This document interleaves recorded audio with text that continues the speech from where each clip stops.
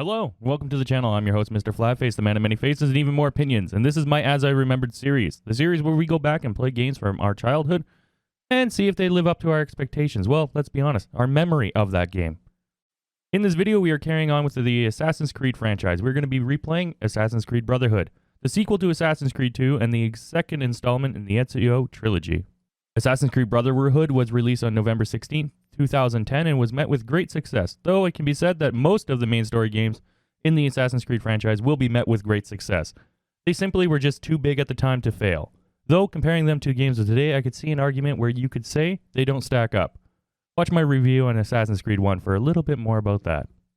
Now, in the As I Remembered series, we play through the game in its entirety, breaking down the missions, the gameplay, and the overall story arc. We then review the game based off of our memory, not of the gameplay itself, as the game's already been out and it's already been reviewed. We will then rank it on a scale of 1 to 5, 1 being the game is nothing like we remembered, and 5 being the game is exactly as we remembered. When the games lose points, I'll explain how it differs from my memory, so you then, the viewer, will get an understanding of where I'm coming from.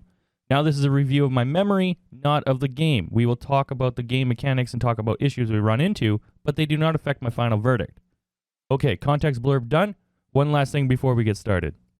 These are long-form scripted videos that take a lot of time in between playing, editing, and quality control. So, please, if you're enjoying the content, please leave a like, consider subscribing, and as always, we can chat in the comments. With that done, let's get into Assassin's Creed Brotherhood to see if it is as we remembered. In all of these Assassin's Creed games, after the first one, you will get this cutscene where it recaps the previous game. So if you were new to the franchise, you weren't completely lost. And if you're returning to the franchise, you could recap what you did in the previous games, as we're playing them back to back, but back then you actually had to wait a year. I will say, compared to the rest of the game, I find it incredibly odd that how low resolution the cutscene is. I will let you watch this in its entirety so you can follow the story if you have not played or have not watched my other videos on Assassin's Creed. So enjoy the video. I don't think anyone ever expects to wake up one morning and find themselves caught in the middle of a war between two secret organizations. I know I didn't. But here I am. On one side are the Templars, better known these days as Abstergo Industries. They're in the business of control, politics, economics, technology. They won't stop until every single one of us serves them. Literally. Fighting against them are the Assassins, a group dedicated to safeguarding humanity's free will. I was born into the Brotherhood. A couple of weeks ago, the Templars found me. They took me prisoner, strapped me into a machine they built and put me to work. It's called an Animus, and it's where I spent most of my time. Exploring the memories of my ancestors, discovering entire lives locked deep inside my DNA. First, I revisited the life of Altair ibn Ahad, an assassin from the Crusades. The Templars wanted the location of something known as a Piece of Eden, an ancient artifact capable of bending people to their will. Once the Templars had what they were looking for, they decided my usefulness had come to an end. But Lucy saved me.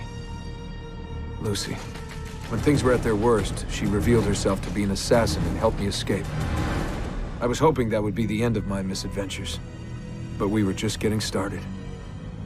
Back into another Animus I went. Now, I'm reliving the memories of Ezio Auditore da Firenze, my ancestor from the Renaissance, searching for a path forward. Through the bleeding effect, I'm becoming an assassin in more than just name. It will come in handy as the Templars prepare to enslave us all. They found us. They've crashed our hideout and we're fleeing the scene looking for a place to hide. Only there isn't any, and time is running short. My name is Desmond Miles, and this is my story. All up to date? Good. We are then on a battlefield, guards everywhere fighting, swords clashing, and the smoke from the countless fires darkening the sun. We then see our favorite assassin racing across the torn battlefield towards a dark-haired version of the weird brother from Game of Thrones. We will later see that his name is actually Cesare, and I was more accurate to him being like the guy from Game of Thrones than even I thought when I wrote this. Reaching Cesare, Ezio goes for the Hidden Blade stealth kill and announces that Mario Auditore had led him here. We then get a quick time event where we simply mash a button to trigger what the actual game wants us to do. After feverishly mashing our button, our Hidden Blade glances off Cesare's throat, and then we are on a horse. Well, okay then. So in a massive shift of energy, we are now staring at the army charging across the battlefield with siege engines and cavalry. It's a cool scene. It's just kind of jarring from like stabbing this long-haired dude. We then get a message from the ancient people of the apple. It's kind of creepy and foreboding, but I like it. It is done. The message is delivered. We are gone now from this world. All of us. We can do no more. The rest is up to you, Desmond. What? Who is Desmond? I don't understand. Please, wait. I have so many questions. Okay, so Assassin's Creed Brotherhood picks off exactly where we left off in Assassin's Creed 2, where we are still at the Sistine Chapel in this futuristic temple that lays beneath it. The Pope, or the Maestro as he was called throughout all of Assassin's Creed 2, Mr. Borgia himself, is no longer there. Remember, we did not kill him, so he must have fled, as Ezio had this like weird change of heart at the end of the second game. Ezio then approaches the staff in the middle of the room, but upon touching it, the staff starts to lower into the floor, triggering the room to shift into our, tutorial level. But not before Uncle Mario shows up.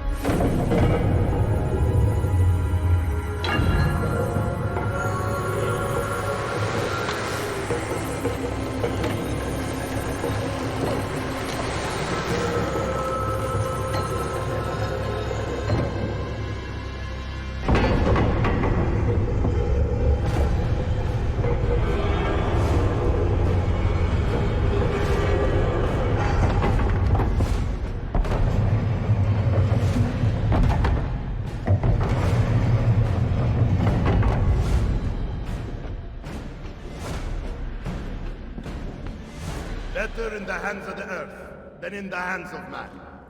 Uncle. What can I say? We sent a single man against an entire army. I was worried. Quick, climb up. We have to get out of here.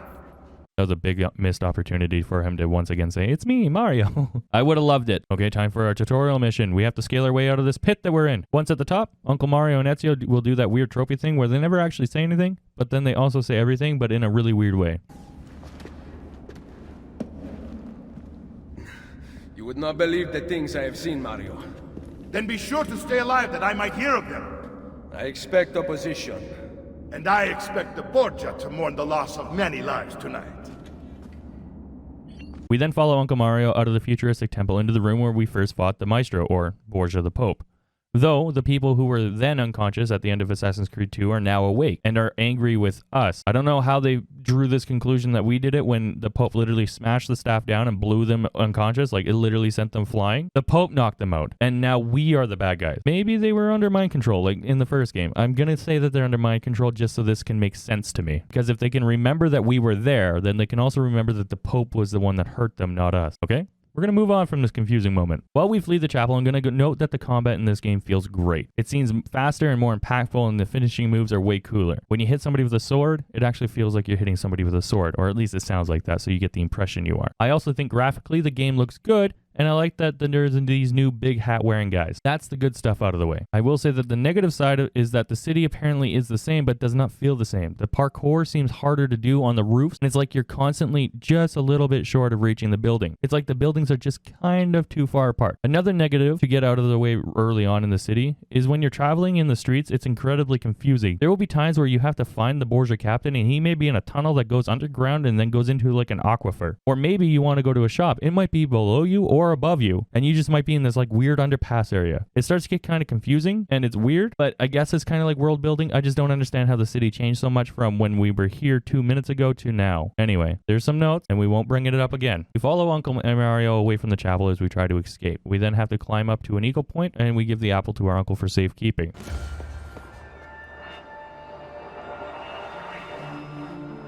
This decision is yours alone to make.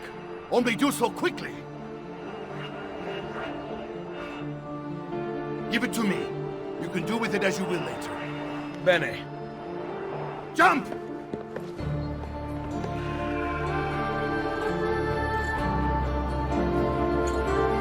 Welcome to Assassin's Creed Brotherhood.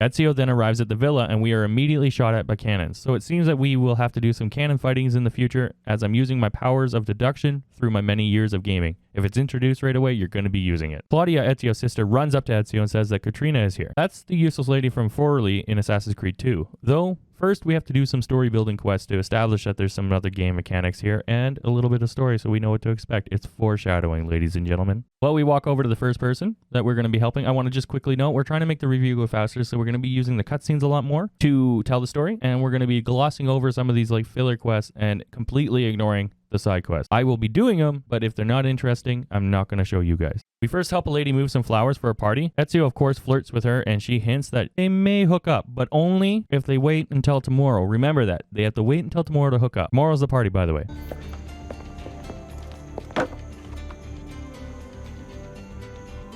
Now about earning my silence. I have something in mind. There is one condition. Anything. You must wait until tomorrow. If it pleases you, I will not stand in your way. It will be worth the wait, Ezio. Trust me.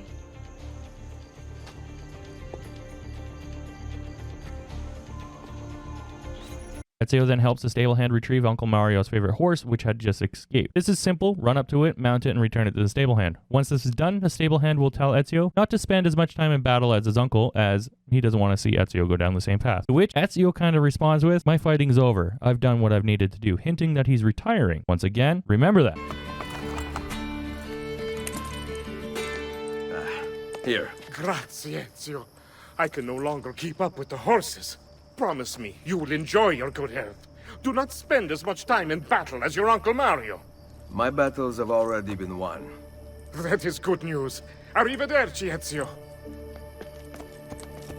Ezio then goes to the villa's rampart and learns that the cannons are broken, so Ezio heads off to find the cannon builder who is on the ramparts but very drunk and sleeping inside of a tower. Lead him back to the cannons and he will fix it. Ezio then gets to go do some testing of the cannons where we fire at some dummies that are scattered around, the outskirts of the villa. See, with my gaming powers, they were right. I knew we'd be using cannons and we'd be using them relatively fast. The cannoneers then tell us that if we hear cannons tomorrow morning, not to worry about it. They're just training, so don't even think twice if you hear cannons in the morning. Remember that. I must go. Thanks for your help. If you hear the cannons tomorrow, do not worry. We will be practicing at dawn. Too bad it will not do you any good. Very funny. Now fix the second cannon. Well, it's safe to say that tomorrow for Ezio will be a bad day. Too many people talked about tomorrow, and then he also said he's going to retire, which you don't do in any action movie ever or any game ever. You can't retire, Ezio. It's impossible. So it's safe to say tomorrow will be a bad day. Ezio will then return to the villa, where he will meet with the other leaders of the Assassin's Order and tell them what had transpired at the chapel. From the Pope Borgia, not being killed by Ezio, and also escaping, as well as the tower underneath. I'll just let you guys watch the cutscene. Buongiorno, Ezio. Caterina, to what do I owe the pleasure of your presence here? I desire an allegiance. The papal armies have resumed their march on Forlì. Your mercenaries would be a great asset to my cause. It is likely that I can give you what you seek. But we will talk later. Mother. Machiavelli. It is done. Though not, I think, as any of us expected. I entered the Vaticano and faced Rodrigo. No! Used the power of the papal staff against me, but I defeated him. Combining the staff and the apple, I gained access to the vault. There, a moving painting of the goddess Minerva spoke. She told of a terrible tragedy to befall mankind in the future, but gave hope of lost temples that will provide aid to humanity. And then she called out to a phantom, Desmond, as if he were there, standing beside me. After her warning, she vanished. Amazing. I cannot imagine such wonders. The vault did not house the terrible weapon we feared. This is good news. What of this goddess, this Minerva? Did she appear human? Yes, but her words proved otherwise. All of her kind died many years ago. I wish I could show you the magic she performed. Who is Desmond, and where are these temples Minerva spoke of? I do not know. Perhaps we must search for them. Tell me how it ended with Borgia. Did Rodrigo beg forgiveness? Make excuses? Promise power in return? No, none of those things. Interesting. I'm surprised he remained so composed. I let him leave. The Spaniard lives? Once our enemies are dead, we can speak of vaults and gods and ancient places. You should have killed him. We're sure to suffer for it. I am not here to debate the past. Together, we should discuss the future. No. I am leaving immediately for Roma. Ezio, I do not know why you spared him, but I trust your judgment. Machiavelli will come around.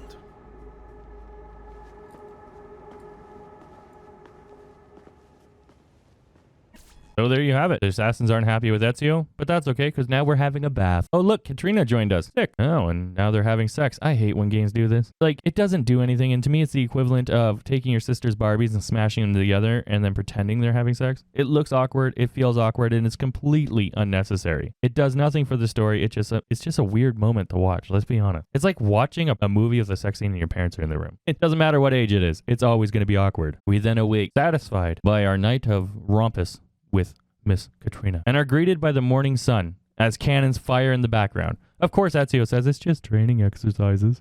Don't worry about it, babe. That is until a cannon flies through the entire wall, blowing it apart. Turns out that the Borgia are attacking. Uncle Mario also says that he will take the frontal assault, while Katrina says she will take the rear assault. We will never see them do any of those things. We then, in my opinion, get one of the coolest Assassin's Creed cinematic fights up to this point. We're weaving our way through the villa as cannons rain cannonballs down on top of all the hard work we did upgrading this villa throughout the first game, Assassin's Creed 2. The buildings explode and shrapnel flies everywhere. All the hard work that we did is gone. It's shattered. Building crumbles and fires burning. It's a truly beautiful scene, to be honest with you. Ezio races to the rampart, and we use the cannons from 2 minutes ago when we did the tutorial on him to attack the attacking army. Just simply shoot until the mission says you're done. I don't like when missions do this because it's all like a set timepiece, and it just makes us feel like you have actually no significant impact on what is actually happening. They just give you a list of things they want you to do so you feel busy in the moment. Well, it's just simply biding time until the mission ends. It's just, I don't like it. They could have made it so like we actually felt like we were doing the war, or maybe we saw Katrina coming in and we had to save her, or our uncle doing the frontal assault and we had to save him. No, we just simply shoot, and then the time will run out. Once the mission ends, you will be greeted by a cutscene that provides Ezio's motivation for the rest of this game.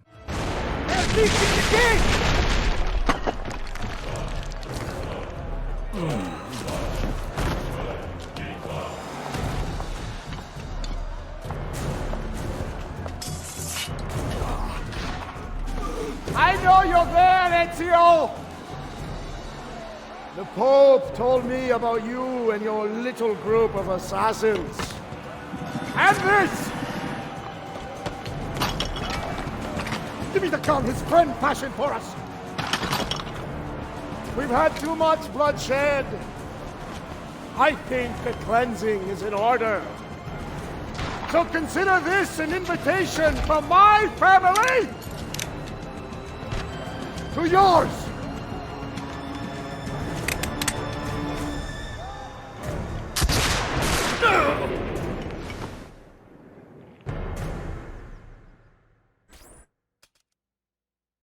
Aw, that's sad. I actually liked Mario. Now we'll never get to hear him say, "It's me, Mario," and no one will ever say that again in any other franchise, so I'll never hear those words. Oh, in memory of Uncle Mario, it's me, Mario. Basta!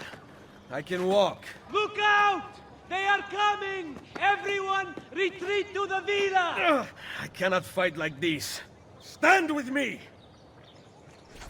We then join a very injured Ezio as he fights his way out of the villa. One thing Assassin's Creed games do that I always have found odd is that they will say you were injured, and you will walk slower and hunch over like you're injured, but then when you're fighting, you're just fine. If you're fighting, you're just fine. All injuries are gone. You will only walk like you're hurt. It's like a dog pretending that they're hurt because the owner's hurt. That's what I feel whenever Assassin's Creed characters say they're hurt. It's like, are you? Or are you just pretending you're hurt? We help lead Claudia and our mother to safety, so we escape the villa while it's under siege. We will use a secret access tunnel that we had never seen underneath the villa through the entire first game that we were down there placing seals to get Altair's armor. We never saw this exit, but look at how big it is. Though, you see that guy? Remember that guy. He will be very important later. Ezio will successfully lead his family out of the town and to the safety, using the assassin shrine temple thing that we never saw before as the exiting point. Outside the city, Ezio explains that he will be leaving for Rome. Of course, he gets his mother's blessing because now she talks. In the first game, she didn't talk because, well, her entire family was murdered, and we completely understand why she didn't talk. To Firenze.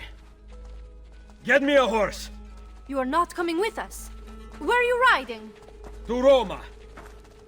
Go, my son. Destroy them. But remember for whom we assassins fight.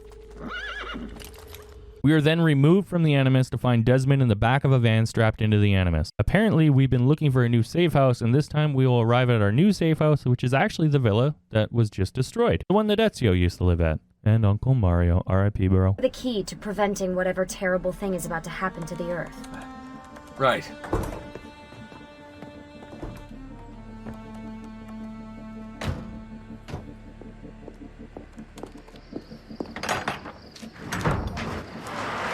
To find the temples, I'm convinced we need to get our hands on Ezio's Apple of Eden. Minerva altered it somehow when she touched it. Wait, we're at the Auditore Villa. Yes, it's our last safe house in Italy. It turns out the Templars are watching the border.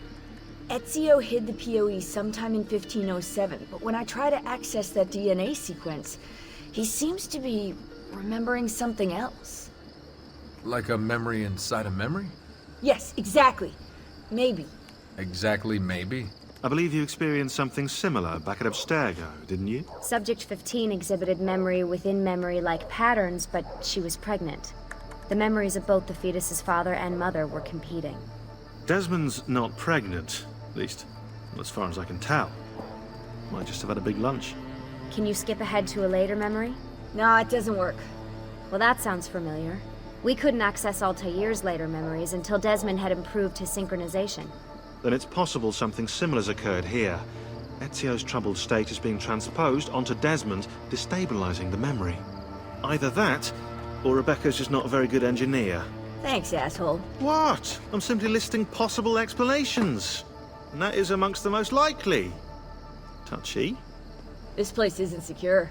Cell phone surveillance can see right through the walls. Don't you mean satellite surveillance?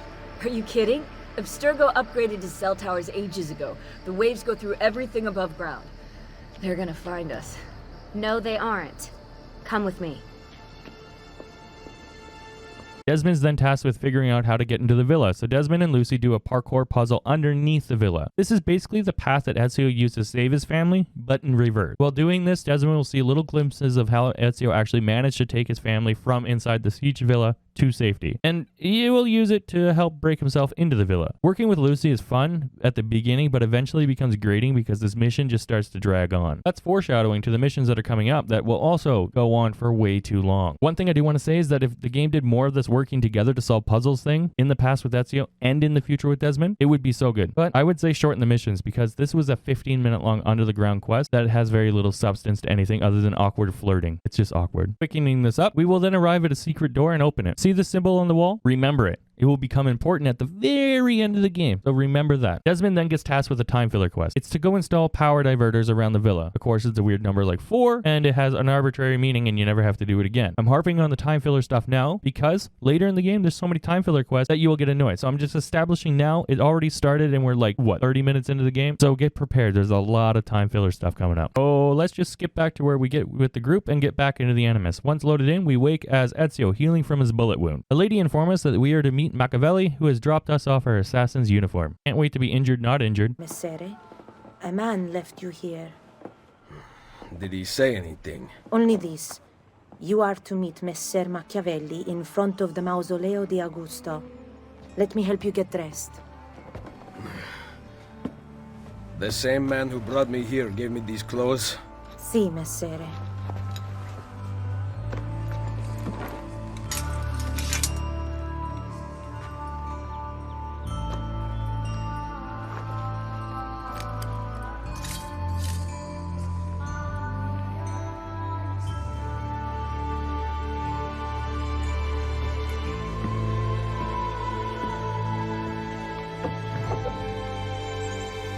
As an injured Ezio, we make our way to the doctor to get some healing items. Though we are injured, so we can no longer vault. We have to use the stairs. What an inconvenience. What I do find humorous about this whole thing is like Ezio's kind of like middle-aged right now for his era that he lives in. So he's like complaining about how his back hurts and his knees hurt and stuff. So I did find that quite entertaining.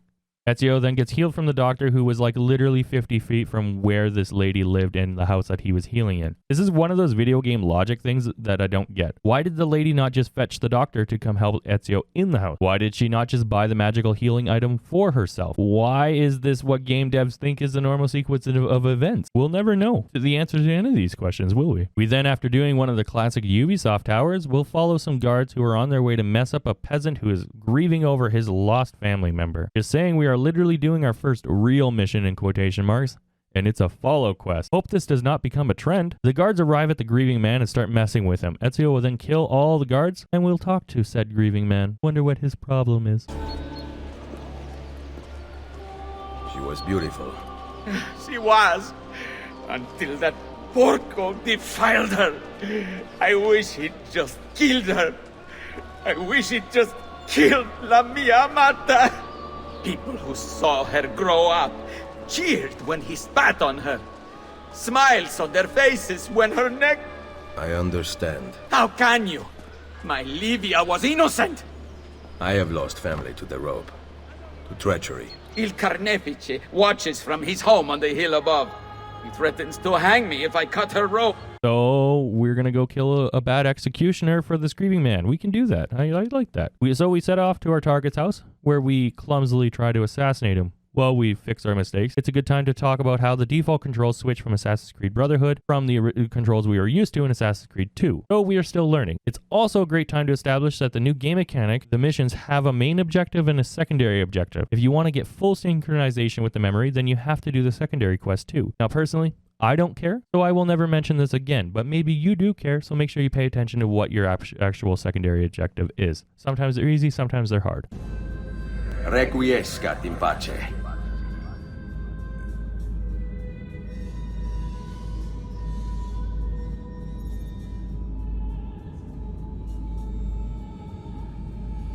Ezio will then return to his meeting with Machiavelli. I think I'm saying that right. That's what we're going to call him. All right, we get to accompany Machiavelli on his stroll through Rome.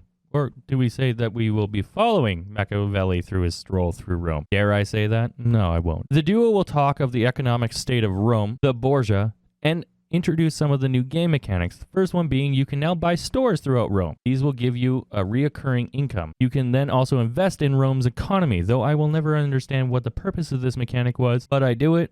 And maybe you will too. And if you do know what it is, let me know, because I never figured it out. The second game mechanic to note is the Borgia Towers. These are eagle points that are locked into a restricted area. This restricted area also has shops in it that you have to complete the Borgia Tower in order to buy. After you destroy the tower, you'll be able to do the eagle point, and in order to destroy the tower, you first have to kill a Borgia captain. You have to assassinate him, and if you get detected, he will run and hide, and you will have to wait a couple days in order to go back to said tower. These are Ubisoft's attempt at making the eagle points more interesting, but it fails miserably. Because once you get your assassin minions, they will do all the work for you and just destroy the captain, and then you just go destroy the tower. So at the beginning, it's annoying. Later, it's just an inconvenience. Machiavelli then lends Ezio some money to buy a horse stall so we can ride to our next destination. While riding, our cape glitches, so that's funny. That will allow me to say personally, I don't care about glitches at all. It's a video game and it's not going to be bug-free. I only care about glitches or bugs if it's game breaking. You can see my video about Assassin's Creed Revelations and the intro to that being so broken I actually had to go into the game files and fix it. So feel free to go check that out. But if minor glitches like this, I don't care. Unless it literally stops my gameplay, I don't care. While we ride through the city of Rome with Machiavelli, we get robbed and we have to chase down a thief. I consider chase quests the same as follow quests because it's following somebody just at a different speed. So far, we have followed guard, we have followed Machiavelli, and are now following a faster paced thief. I'm sensing a trend here, though it's the start of the game, so I'll be forgiving. I'm foreshadowing here. While we chase down the thief, I'm going to tell you, I will be doing the side quests and towers off recording and buying the shops off recording. So you're not having to watch me climb 75 towers or whatever the amount of towers is, but just know that throughout the review, you'll see that the towers are done and the missions are done, and you'll see that I own a bunch of shops. They're being done. I'm just not going to bore you with the details. All right, we got our money back. So let's report back to Machiavelli, where Ezio will learn that they have to track down Machiavelli's contact. So we follow Machiavelli again. While we follow Machiavelli, I will say that the city is gorgeous and definitely worth exploring. Finding the contact, though, he is being harassed by the guards, so Ezio and Machiavelli engage in combat, clashing their swords and slaying the guards. We are then told to chase down the courier, who flees. So the pattern is follow, chase, follow. Starting to think that the yearly release was getting to Ubisoft, we get the letter off the courier, easy enough. It's just simply tackle him, it's ours. We then have to run to Machiavelli's new location because apparently he couldn't wait the 5 minutes it took me to chase this guy down for his package, and he just left. But instead of like waiting nearby, he literally went as far away as he could for some reason. He the way I'm picturing it in my head is like the second we took off, he just got on his horse and just full galloped as far away as he could. Like, I'll meet you over here, bye! Ezio then goes to deliver the letter to Machiavelli, but instead gets attacked by a weird as hell wolf cult.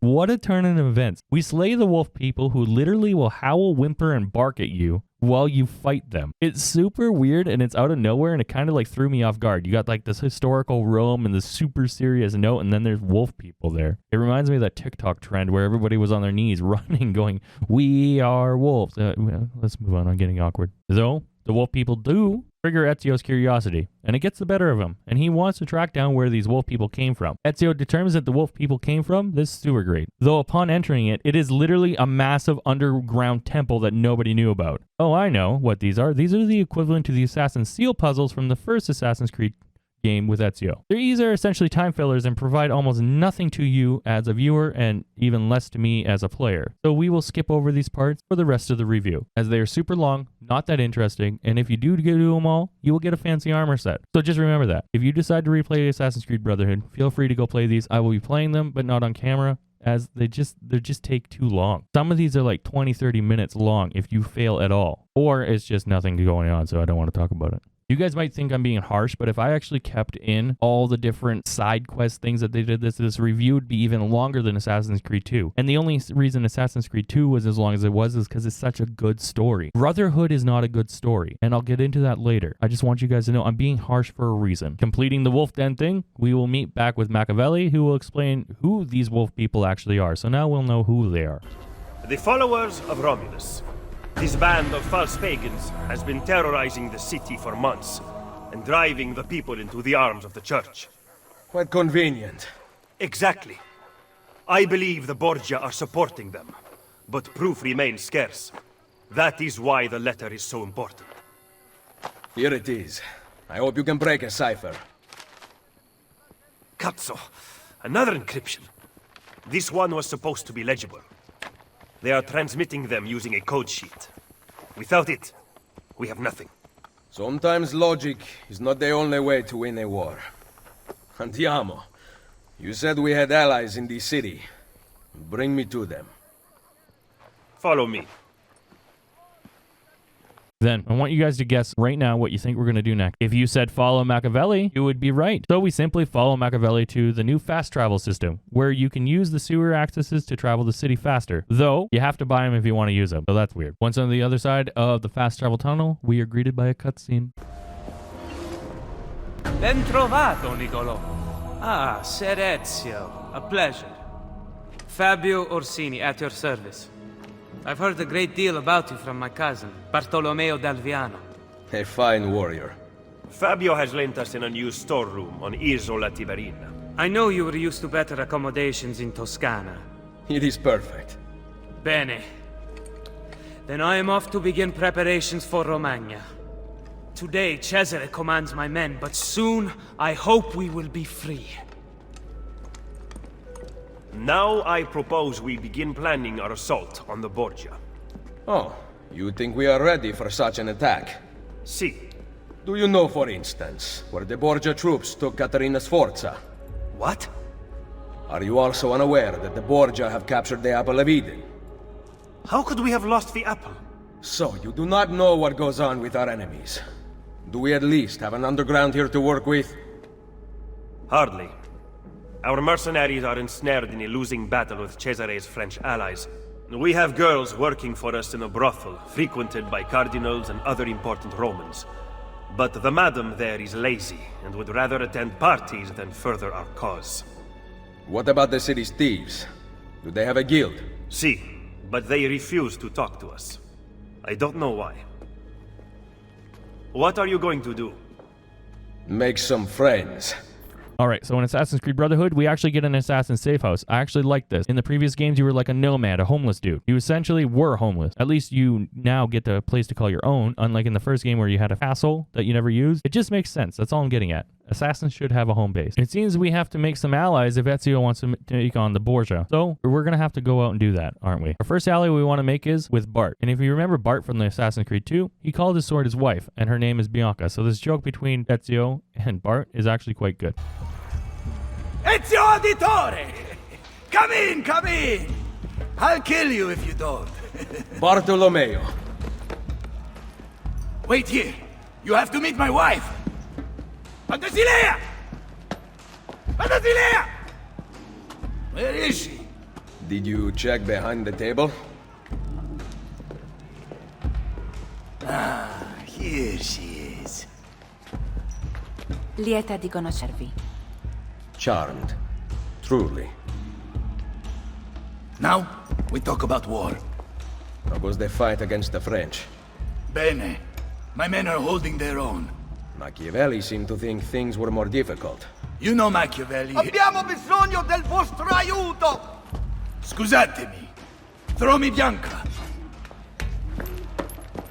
Ezio, let me get straight to the point. The fight is not going well. We've been attacked on both sides. Borgia on one, French on the other. But know this. The Borgia position is weak. If you can defeat them, we can concentrate our forces on the French front. I think I know a way to help. Thank you for disclosing this to me, Madonna Dalviano. It is the least a wife can do to help her husband.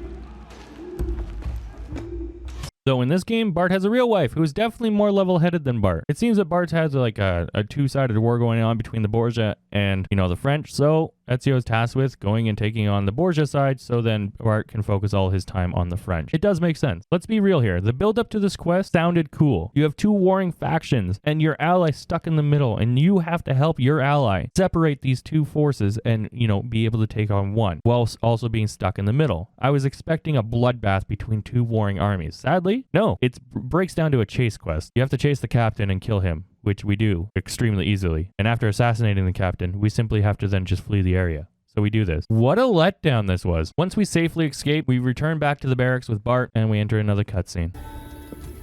Ezio! We sent those luridi codardi running for the hills! Yes, we did. Now that the Pope's dogs have fled, I will be able to draw more men to the fight.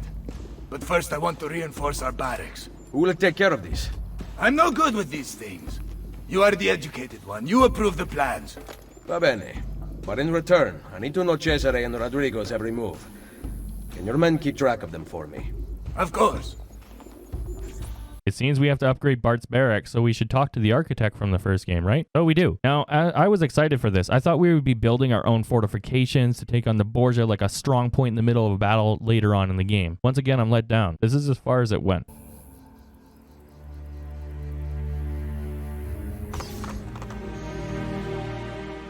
So, with a heavy heart, we head off to help our next ally. We arrive at the location where the ally mission starts, and it turns out to be a brothel. For such a noble man, Ezio sure likes his brothels. Ezio is greeted by the lady of the night that answers the door, and he asks her to fetch the lady in charge. And that's when another lady of the night runs up and says that the lead mistress has been taken captive by some pirates on a boat. So off we go to save the lady of the night that's on a boat with pirates. Lucia, we thought you were gone for good. The men took us on a ship, and they released me, but she... Who took you on a ship? Slave traders, Messere, near Isola Tiberina. They want coin in exchange for her life. I will get her back. When Ezio arrives at the pirate slave ship, we can see that the head lady is being held with a knife to her throat, and Ezio offers to pay the lady's ransom. What a nice guy. Let her go! No! Take it up with Cesare!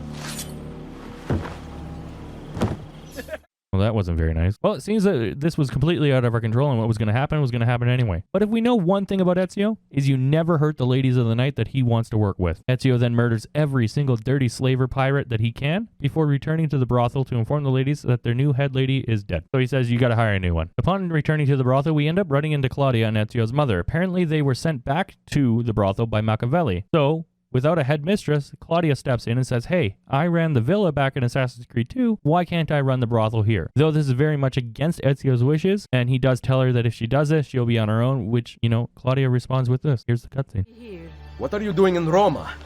Has Firenze been attacked? No, or rather, I do not know. We did not go to Firenze. Why? Ezio, we want to help. I was trying to help you by sending you to Firenze. Where is Madonna Solari? She's dead. Merda. What now? Will we have to close? We cannot close. I need your help. Messere, without someone who can run things, we're finished. I'll do it. You do not belong here, Claudia. I know how to run a business. I ran on Comerios for years. This is different. What alternative do you have, Ezio? You do this, Claudia, and you are on your own. I've been on my own for 20 years. Fine. I intend to repair the brothel. This place is a real mess, and I want your courtesans to find Caterina Sforza. You can count on us. Once again, we get to upgrade the brothel, and once again, I was excited. Maybe we'll be building an entire underground super army using the shadowy people of the brothel to help push out our agendas and help kill our people that we target and to fight against the Borgia. In a way, we are doing that, just not in the way that makes sense to me and what I thought would be happening. We'll use all these people, but we won't be building a criminal organization with upgrades. It's just simply they'll stand in the street and we get to use them. So we go talk to the architect. All right, so we now have Bart at the barracks with the mercenaries and Claudia at the brothel with our mother and a bunch of ladies of the night. So it's time to set off and get one more ally. I just want to remind you, the viewer, that we are still looking for Katrina from Frowley. I still can't say that word. We then meet with our next ally, La Volpe, and ask him to join us. But unfortunately, La Volpe does not trust Machiavelli and will not work with Ezio as long as we work with him. To prove Ezio that Machiavelli is a traitor, La Volpe invites Ezio to spy on a secret meeting between Machiavelli and a guard. I do agree with La Volpe. It was a little weird that every time something goes wrong with the Borgia, Machiavelli conveniently isn't there, or he just happens to step out. So I do see where he's coming from. Ezio. La Volpe. I'm surprised to see you. And why have you appeared at my door? Wait, I know the answer. You always do. You want to put my spies to work? Then join me. In aiding Machiavelli? No, thank you. That man is a traitor to our order. A serious allegation coming from a thief. What is your proof? He was an ambassador to the papal court and traveled as a personal guest of Cesare himself. I also know he abandoned you right before the villa attack.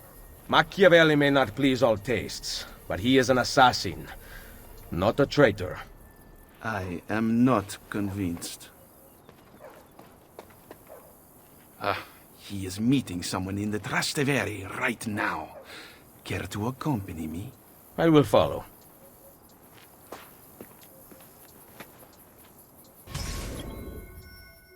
We then set off to meet La Volpe at the secret meeting location, and once arrived there, we get a short cutscene with Machiavelli and the guard. It's as simple as that, guys. What do you make of that?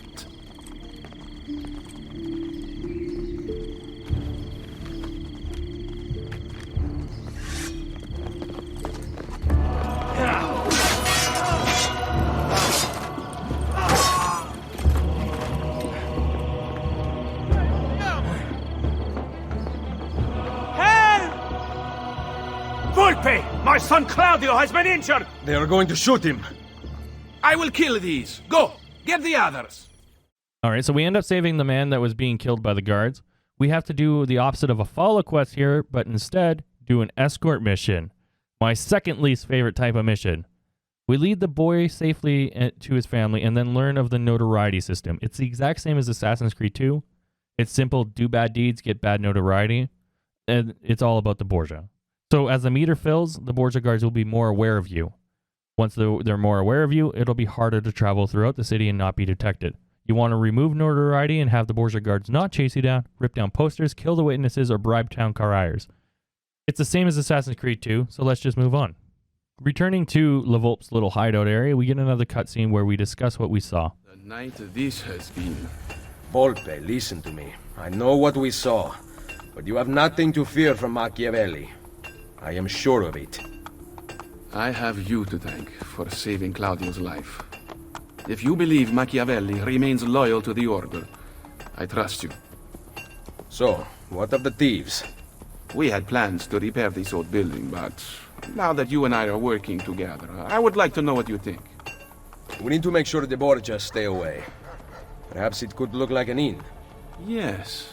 I like that idea. Then I will make it so. Once again, we upgrade the Thieves Guild, but we change it to an inn. That way our allies can hide within the inn and not be so detectable by the Borgia guards. We then have Claudia at the brothel, we have Bart at the mercenaries barracks, and La Volpe with the Thieves Guild. All we're missing is our old friend Leonardo da Vinci, and we'd be like right back to our old squad again. Maybe missing Antonio. The guild will be run from here. Visit me whenever you like. There might be objectives to pursue that will help our cause in the city. I see you thieves compete against each other. You can participate if you wish. Perhaps you will show them a thing or two. Ah, yes, I forgot. We also have gambling. It is a great source of income, especially since we ensure that the Borgia guards always lose. One last thing. I need your spies to find the apple. It has been taken from me. We are searching the city for it already. Molto bene. Come to Isola Tiberina with your findings. I shall. Ezio then heads back to our assassin's headquarters where we meet with Machiavelli, and Ezio goes to confront him about the meeting that he just had with the guard. But instead, Machiavelli hands him a list of important people that Ezio has just witnessed him receive from the guard, so he now trusts Machiavelli again. From one of my contacts. We now have the names of several Templar agents Cesare has recruited to terrorize Roma. How do I find them? I can give you a general location. I suggest looking for signs of distress nearby. Perhaps you will uncover citizens who can point you in the right direction. My contact will continue searching for more names. This information came from a city guard. Yes. How did you know? Lucky guess. Grazie. Claudia, Bartolomeo, and La Volpe are waiting for you inside. I can't imagine how you did it. Virtù, Machiavelli. Virtù?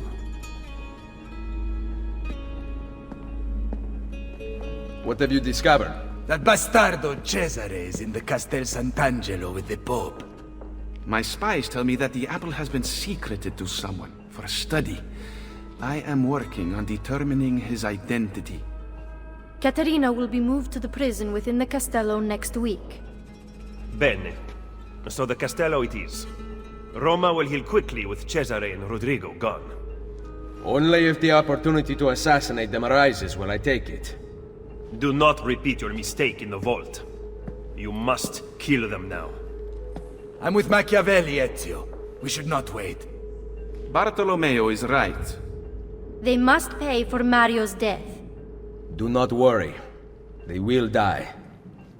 You have my word. Well, there you go. We got a list of names and a location of Cesare. And we now know where Katrina is. So, we immediately go and talk to the architect, who then explains how we get our money, which is the same way as before. Have shops, recurring income, yada, yada, yada. Let's go. This is your reminder that if you're still here, comment, like, and subscribe. These videos take a lot of effort and would be a great way of letting me know that you like them. We then start our next mission, which has us finding Katrina arguing with Lucrezia, the Pope's daughter, in the middle of the street. She's a Borgia, by the way.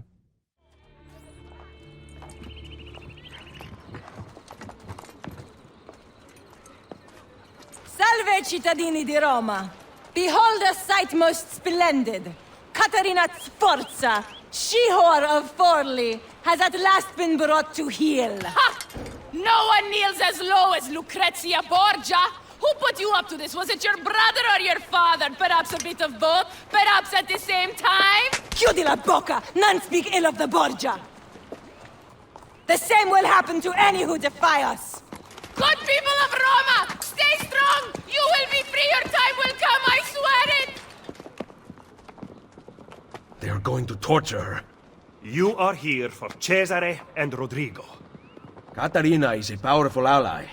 If we help her now while she is weak, she will aid us in return. Perhaps.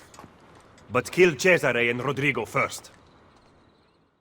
It seems weird that Machiavelli is telling Ezio what to do after all we did in Assassin's Creed 2. You would think that Machiavelli would trust Ezio's judgment a little more on how he wants to go about, I don't know, killing people after everything we did throughout all of Assassin's Creed 2. Well, time for Ezio to infiltrate Castel Sant'Angelo. I'm going to call it Castel for the rest of the game because I'm pretty sure I said that wrong. We were supposed to swim across the river to get to our vantage point, but instead we crossed the bridge, starting a massive fight with the guards. Though we won, we did lose our full synchronization, so that's sad. Once we get to the designated area, we get another cutscene with the Borgias. I'm trying a new style to the way we do these videos to hopefully make them shorter by using the cutscenes to tell most of the story and leaving out the unnecessary side quest stuff. So let me know if you guys like that in the comments down below, and if not, well, that's the way the rest of this video is going to be, so enjoy! The Pope, you only answer to me. Roma is the pillar that holds our entire enterprise aloft. She cannot waver, which means neither can you. What of Il Vaticano? That tired old man's club. Play along for now, but soon we will have no need of them. Now, Ezio has to climb the tower. Now, I'm all for Assassin's Creed games climbing experience. That's kind of why we come to these games, but this tower is a damn nightmare. Whether it's the guards or the convoluted climbing path you have to take where you're constantly going forwards and backwards and kind of going over the same path up and down this tower takes way too damn long to climb. Once we reach the designated spot on the tower, it wants us to do another cutscene. So we will watch another cutscene. Lucrezia.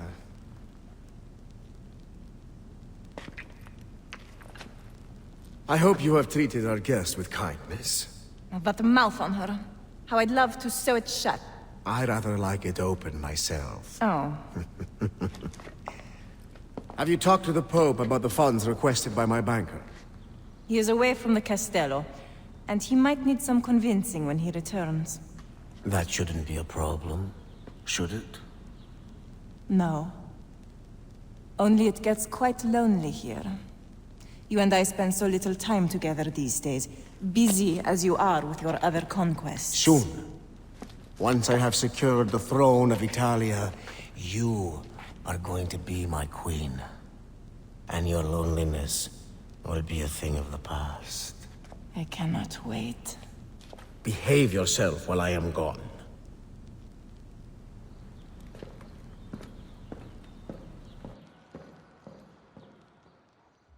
Okay, so when I said that Cesare reminded me of the incest brother from Game of Thrones, I did not think at all that they were literally going to share the incest part of this story. Just gross. We then are tasked with moving a short distance around the tower and is greeted by seeing Cesare leave the Castel. So I guess we're not assassinating him today. Machiavelli is going to be very disappointed. Ezio is then tasked with climbing more of the tower. When I told you this tower was irritating to climb, I was not joking. This tower took so long to climb, and it's maddening because it's basically the equivalent of eavesdropping missions all in a row. So it takes forever, and it's boring. I'm cutting out a lot of the climbing simply to speed this up, but trust me, go play the mission yourself, and tell me it doesn't just drag on. There's not even combat to keep us entertained. Once again, we arrive at the designated area that they wanted us to go to arbitrarily, and we get another cutscene of Lucrezia and Caterina. Enjoy some women beating the crap out of each other. Open her cell. How was the journey to Roma? Did you sit in Cesare's private carriage? You're pathetic, Lucrezia. What did he talk about? His plans for Napoli? Did you like it? I can't remember. Perhaps you will remember this. That put you in your place. Lock it and give me the key.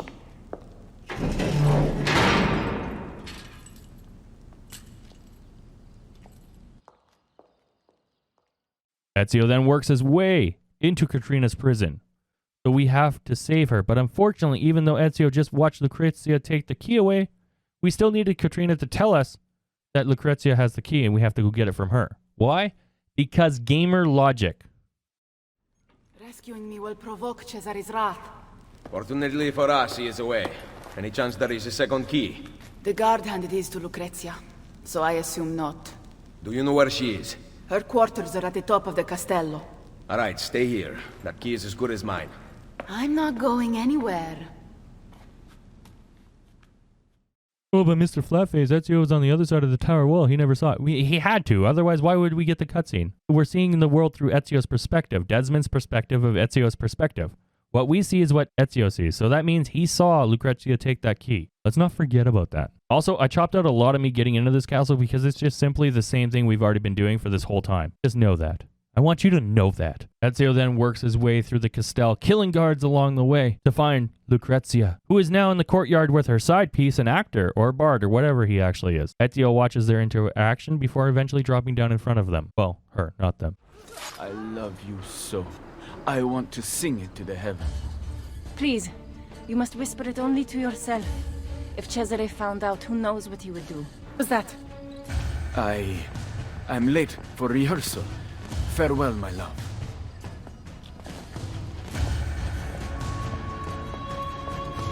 I heard the entire exchange, mia signora, and can vouch for you. Good. Tell Cesare. We shall see how it feels when the shoe is on the other foot. Yes, signora.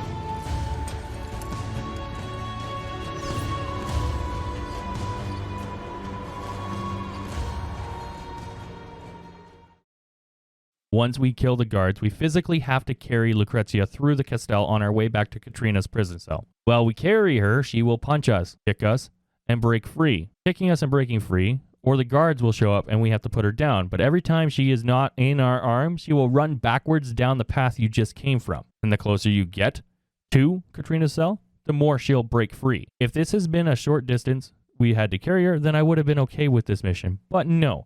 It's the entire distance we just traveled to get to her, while fighting off guards while she breaks free. So this mission becomes extremely long and extremely frustrating. Almost break your controller frustrating. This was the very first moment that I started seeing the time filler stuff that this game has in it, where they just add little weird game mechanics to just draw it out and make that playtime just a little bit longer. From climbing the towers that takes literally like 20 minutes, to carrying Lucrezia this far, and even the massive amount of follow quests that are in this game that you haven't even seen yet. Throughout my playthrough, I will mention this many times because this game, unlike Assassin's Creed 2, does not run off a deep narrative, does not run off great storytelling, and does not run off great world building. It runs off time fillers, linking short, very brief story segments together. I know this might seem like a complaint, but I remember this back from when I was a kid as well. This game was one of those games that I just couldn't get behind because it literally just drags out. But at least I know I'm consistent between young me and now me, so there is that. Once we get her to Katrina's cell, she will unlock the cage, and we get another cutscene. Salute, Lucrezia. How I've missed you. Vai a farti fottere, Troia! Always a pleasure. Bring her here, I'll take the key. Classy. Guards! Guards! That's enough out of you! Can you walk? No. I guess we are going out the front. Oh, look, we get to carry Katrina now. Katerina, whatever. We're going to call her Kat. Once again, the distance is way too far because now it's literally the exact path we already just walked down twice. But we also get to fight guards again. The pace is also brutally slow even when sprinting. And the guards are too many. Like really, we just cleared this path when we brought Lucrezia up here. Why are the guards here again? Once outside, we have to open 2 gates in order to leave the Castel. Once again, an arbitrary thing to pad the time. This mission sucks. Oh, sorry, this mission still sucks, but we're not done yet. After opening the gate, we then have to escort Katrina while on horseback. This mission's just dragging on and on and on. I'm all for long story-driven missions with good content. In the middle, beginning, and the end. But this mission is just shallow with no substance. It feels like we're just doing a bunch of things to link together cutscenes so then we know what's going to happen in the game. You know? Hey, no thinking involved at least. We just get to play. We then get tasked with fighting the guards on the bridge so Kat can escape. So It's not difficult. It's simple enough. At least it's not carrying something. Then it's time to escape. I do want you guys to note there are some new super fast guards who will chase you down, and when they get close to you, they just hit you, slowing you down when you try to escape and stab you or push you. Remember them, because later in this game, they will become a massive problem. At this point, while looking at my notes I've taken in the game, this is the first time in my notes that I have noted that Assassin's Creed Brotherhood feels like it should have been a DLC to Assassin's Creed 2 instead of its own game. If it had just been a DLC, I could forgive a lot of the things that are happening right now. But because it's its own standalone game, you have to judge it as its own standalone game. And I remember thinking this as a kid. I actually remember sitting in my buddy's house while we were playing this game and saying, why is this not a DLC? It seems like a DLC. And him trying to explain all the ways that it's not a DLC. And now that I'm playing it again, you know, a little over 12 years later, it feels like a DLC. It doesn't feel like its own game. While playing it, you can really feel that they're stretching that playtime by locking you into long missions or dungeons that take a massive amount of time. And the sheer amount of follow quests, it really does feel like a DLC. If this had been a DLC, I think I would have been fine. But it's not. So remember that. When I get frustrated, this is its own standalone game. So my frustrations are valid. Ezio then arrives at the next mission start, which is actually at our headquarters again. See, we're using this building, ladies and gentlemen. We're using it. Well, here is where I finally get to talk about my favorite mechanic to be introduced to the Assassin's Creed franchise, and I'm not being sarcastic. Well, up to this game, that is, it's my favorite feature. In Assassin's Creed, you get to recruit other people to become your assassin minions by saving them from whatever issue that they're going through, which is usually the guards are bothering them, and you just have to kill the guards, and then they'll join your cause. But once you save them, they will join your cause, and you can call them in to help you in missions later, assassinating your enemies, or clearing paths for you. It's super cool, and I actually really like this feature, and I'm so glad that it was in here because this is what made it so I could actually bearably play this game. I liked using the Assassin's Creed as well, sending them out in their own little mini game where you get to take over cities and do missions in those cities. You don't get to go, sadly, but they do. I like this feature. It's one of the reasons why I stayed, one of the reasons why I enjoyed what I'm doing, and it's one of the reasons why the rest of the game isn't so bad. We have to save some citizens from the Borgia guards and then head off to start our next story mission. I'm trying to make this review shorter than the massive Assassin's Creed 2 review. Though, if it needs to be long, it will be long. I want to get my true opinion out, okay? The next two missions are follow quests that are really nothing. They do not move the story along at all. We kill a guy that killed the brothel lady that was for some reason just out in the middle of like this ruin. And then we kill a slaver who took a little boy's mom. They're both padding, so we're moving on. The next important mission that Ezio embarks on is to find the mysterious boy. Ezio searches and arrives at what looks to be like a modern electrical box that sits in like every neighborhood across Canada and the US. But it turns out it's Leonardo. It's our boy. Ezio. Leonardo. I knew you were behind the break-in at Sant'Angelo. It is good to see you, friend. Come here. Forgive me. The Borgia have commandeered my services. Actually, they would have killed me had I refused. What do they want? War machines. I have constructed weapons for all the Borgia guards and other terrible monstrosities besides. They are very well designed, Ezio. Here, the names of the Templars overseeing their construction. Cesare intends to supply his army with my creations. You must dismantle them. Grazie. I will take care of the plans and the machines. There is far graver news, I am afraid. They have the apple. Yes, I know. I gave the apple to Mario. I am sorry, Ezio. Cesare left it in my hands to study, to make it work. Then Rodrigo took it from me. I know not where. I will recover it in time. Leonardo, I've lost all the codex inventions you once fashioned for me. Remaking them will be easy. I never forget the design. But you must compensate me for the raw material. Really? They're not paying you at Il Vaticano? Very, very little. If we are to do this, we must appear to not meet at all. A hand pointing. It's pointing to where you should sit. So, sit! Yes, maestro. Now, Leonardo's missions are very similar to the Wolf missions, where we have to go in like little areas and do instances, except they have a fun twist. Well, fun is relative. Some are good, some are bad, and some are just terribly repetitive. What is cool, though, is we get to go through these missions and use a piece of Leonardo's invention. We get to use a missile boat, his Gatling gun, even his armored tank. Though, I will not be showing these. Well, I'll be showing you guys the tank, as they're side missions, and they just take a little bit too long. I might do a secondary video just on Leonardo side missions because they are kind of fun. Well, some of them. I would have included them in this full-length review if they had pushed the story in any way, but they don't. We don't get to keep these inventions to fight the Borgia. We don't add them to our assassin's arsenal. We don't do anything other than destroy them at the very end of the missions. Though sadly, this would have made the game better. I keep thinking there's going to be a massive fight at the end of this, and that's how I'm looking at this in my notes. I'm not going to write the review in a way that doesn't tell what I was thinking at the time. I write my notes as I'm playing the game, so this made me sad. Imagine we stole the inventions from the Borgia. Just follow me on this train of thought so you know where I'm coming from. And then we use them against them on the battlefield, teaching our assassins recruits to operate the missile boat to fight the Borgia navy, using the Gatling gun to take out the Borgia cavalry, and the tank to take out the Borgia siege towers in one massive final battle. And when you see the true final battle, you will wish this too, actually. These missions, though, will say that you are weakening the Borgia forces, but at no point will feel like you're weakening the Borgia forces, because every mission's in an instance mode. It's not within the city, you have to go to its own instance. And the deeper that this game gets into the story, the stronger the guards get, which is kind of defeating the purpose of saying that we're weakening the Borgia. When we get stronger, they get stronger. This is why I consider them side quests. So, let's carry on with the main story quest, or my opinion of a main story quest. The next main story quest has Ezio meet with Machiavelli, where Ezio says he wants to cut off Cesare's money supply. Insert cutscene here. Where have you been? We all have our secrets. I took the liberty of setting up a means of communication with your recruits. We send orders via carrier pigeon. Thank you, Machiavelli. Bartolomeo sends his apologies. The French have doubled their assault. Claudia. Ezio.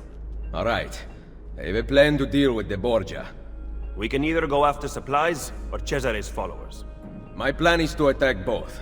If we cut off his funds, Cesare will lose his army and return without his men. So, I ask you, where does he get his money? Volpe? Agostino Chigi is the Pope's moneylender, but Cesare does business with someone else. As of now, all we know is that he is called the Banker. I know someone who owes the banker money. Senator Egidio Troche comes in all the time and complains. Bene. I will follow up on that lead. French soldiers are guarding the road back into the Castello. Once Cesare arrives, you will never get to him. I intend to kill the French general. With him dead, Bartolomeo will have the Frenchmen on the defensive, and they will abandon their posts on the bridge. Even with those troops gone, the Papal Guard will continue to protect the inner gate. There is a side entrance. Lucrezia's latest plaything, Pietro, has a key. He was at the Castello. Come see me later. I will have my thieves ascertain his location. Okay, so this is starting to feel like Assassin's Creed 1, where we get a name of a target, the target being the banker, and then we have to stalk our target and assassinate them. I feel like for the first time in this game, other than when Uncle Mario died, we actually have a motivation to keep going. We then head outside and meet Caterina, who says she's leaving to be with her children. No, I want you guys to remember this. This is coming from the woman who in the second game with Ezio told the Templar brothers to kill her children because she would rather have the apple than her own kids. But now she wants to go be with her kids, so get Mom of the Year award, I guess? After talking to Katrina, we head off to the brothel to meet with Claudia, as we need her to use her girls to get information on the senator that will lead us to the banker. We also need her to use her girls to take the money that we get from the banker to keep it safe in her underground network. Of a senator at the meeting. Find him on the Campidoglio. You do not need me. Once I kill the banker, your girls must take his money back to the underground. Fine. Stay alert. With Claudia's agreement to help with the money, Ezio sets off to find the senator. We find the senator being roughed up by the Borgia guards, but once again this takes place in a cutscene. I feel like the world would have felt so much more alive if we just came around the corner and he was already being roughed up, but not in a cutscene, in real game time. Especially seeming on how we have to save him anyway, what difference would have it made if we watched it in a cutscene versus in real life? They already had to animate it all, so we might as well just have been a part of it. Saving the senator is super easy, so we ask him about the banker. A good Samaritan in Roma. I thought they were a dying breed. Senator Egidio Troche. I don't owe you money too, do I? I am looking for Cesare's banker. Ha! Cesare Borgia. And you are? A friend of the family. Cesare has a lot of friends these days. Unfortunately, I'm not one of them. I can pay. Ma che meraviglia! He fights guards and he gives away money. Where have you been all my life? We better get out of here. I know a place. So, once again, we have to escort a person through a city of Rome while avoiding guards. I want to say this is not a fun game mechanic or a fun mission, but you wait, there'll be way more of these missions in the future. I also want to say not only are we fighting an unholy amount of guards, but the Senator's pathfinding is so bad. He won't hop over a small ledge. He won't go down a set of stairs in a timely fashion, and he won't move out of the way of people. And when a literal horse is chasing him down, he won't even try to avoid that. In a game that totes itself on historical accuracy, it seems like it's not caring at all about what its NPCs do. A normal person would at least try to move out of the way of a charging horse. Not this guy. He'll just stand right there. Well, after failing a few times, we eventually get the Senator to his super special safe place where he is now willing to talk to us about the banker. Not here. We haven't talked since he found out about the letters. What did you want again? Cesare's banker. Right. I need to arrive with the money. Problem is, there is no money. You are meeting the banker. Where? I never know until I'm there. I go to one of 3 places. Then his friends take me to him. I will bring you all the money you owe. Sul serio? You need to stop this. You might actually give me hope. What's kind of neat is that Ezio has no care for money. He will use money to solve whatever his end goal is. Needs a brothel? Willing to pay for the captured lady's ransom. Needs a banker? Willing to pay for the Senator's debt. Needs the brothel, mercenary barracks, and thieves guild? Pays for the building renovation so they'll be willing to work with him. What makes it so neat is that you can literally tell where Ezio's morals are and where he lays without them. Straight up, Ezio doesn't care about money. He just cares about getting to the end of his mission. And we, the player, just get to know that through storytelling that isn't there. Though, for every good thing we say about Assassin's Creed Brotherhood, we immediately have to follow it up with a bad thing. And that is, ladies and gentlemen, we are once again going to follow the Senator. They may say it's so we can follow him to the banker as their reasoning. And if that had been the first quest that was like this in the game, I would have been okay with it. But this is like the 20th follow quest that I've done in this game, and I'm starting to get annoyed. The Senator then meets up with some guards who will then have them follow them. So now we are literally following the Senator who's following guards. This is a follow quest within a follow quest. It's a follow quest inception. This is a follow quest where once again it goes on for way too long. So long, in fact, that we start to get frustrated and start getting spotted, meaning that we will have to start getting detected, which then makes us have to restart the mission, which then frustrates us more, making us get detected, and then makes us making stupid errors, so we get detected, having to... It creates a terrible cycle. Though, through a few in-real-life breaks and some not-so-safe review words, we make it to the drop point, finally. Egidio brought the money. Well, well. The banker has a special evening planned. I will be delivering your payment. Give it here. Hold him until I get back. I better not lose sight of the money. Okay, time for some assassin stuff. We now have to climb to the roof of the building, which would have been hard because you have to follow a very specific path. But this is one of the first buildings I explored at the start of the game off camera. And so I already knew the path. So that was good. So good job, Mr. Flatfaceyt. You did something. Once at the top of the building, we see a big hole in the roof. And we can see that we can scale down the inside of the wall. Though, I accidentally jump across the entire roof, which broke my camera. And I had to sacrifice myself to restart at the top. This actually might have broken my game for the rest of this recording.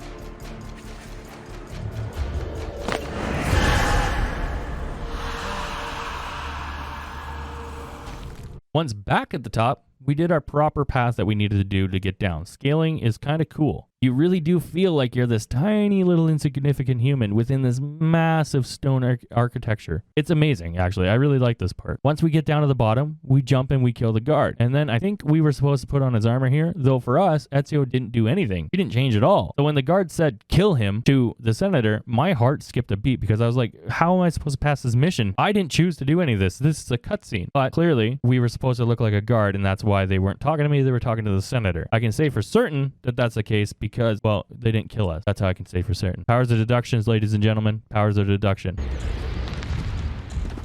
The count is complete. Va bene. Kill him. No. Lucky you. Luigi says he gets to live. These are one of those glitches I find funny. For this whole mission, we are Ezio looking like Ezio to us. but pretending to be a guard. It just looks funny as, well, heck, as when you're looking at the guards follow Ezio through the city while talking to him like he's a guard, but he's actually just Ezio. It takes the monotony of this mission of, once again, leading somebody through the city and just makes it funny because these guards are just blindly following the assassin who looks like an assassin on our screen. I know it's the little things for me that are funny, and hopefully it's for you too, but in a game that's this stale, this was like the peak of my moment with it. It was good. I had fun. Though, after once again way too long of guiding these guards through the city, we arrive at the drop-off point, and we learn that Cesare is there. Boom, boom, boom. Hand me the chest, Luigi. I will bring it to the banker.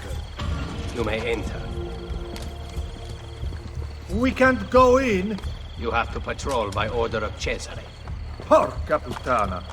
Cesare? He's here? Luigi has been killed. We discovered his body at the Pantheon. Luigi? We just let him in. I think in every Assassin's Creed game, we have a disguise yourself mission where you do the entire mission for the plot to be discovered as soon as we finish the objective. Well, not the first one. You didn't do any disguising in the first one. You just were Altair. Well, we then inform some brothel ladies to tell Claudia the banker is here and to get ready. We then do something unexpected and out of character for this game. We follow the money. That makes this the 6th follow quest in a row. And that's not including the side quests that I've been doing that are also follow quests. What's adding to these follow quests is the game devs know that these aren't fun missions or fun style of missions. So they're like, you know what we should do? We're going to make it feel like a real mission, and we're going to add a timer. And if they lose sight of the guard that they're following, we will then make the timer count down. Also, 90% of the missions will make 0 detection, so if they get detected, they have to restart from the beginning. It's amazing. It's amazing. This game was totally supposed to be a DLC. I bet you any money that this game was supposed to be a DLC because these missions definitely feel like they're just a little bit too long. You know, they just went that little bit too far. You know, where you were supposed to turn left and the mission would have ended, they added like 6 more rights kind of thing. I'm just saying, it feels a little off. Arriving at some ruins where they then transfer the money again, we follow the money through a party in the ruins. There's drunk people everywhere. There's sounds of sex off in the distance, and a fat man with a greasy skin in a giant hat shows up. I don't know what I expected when they said the banker to look like, but for some reason, this is exactly what I expected. This was what I thought in my head. Onoratissima. Welcome to my party. I am Juan Borgia. Cesare is about to speak in the main room, Eccellenza. Come.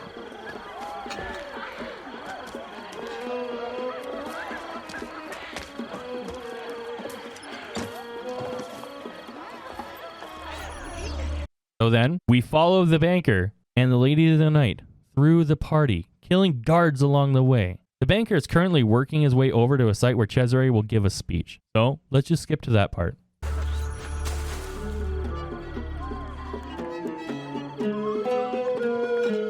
What better way to celebrate my victories than to join in the Brotherhood of Man?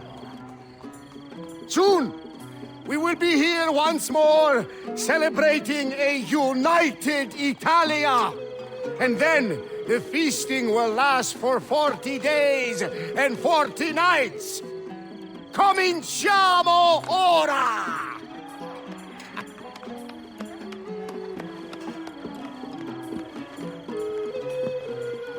We did not agree to conquer Italia. If your brilliant Captain General says we can do it, why not rejoice and let it happen? You risk upsetting the delicate balance of control we have worked so hard to tighten. I appreciate all that you have done for me, but I have the army, so I am making the decisions. Don't look so bad. Enjoy yourself.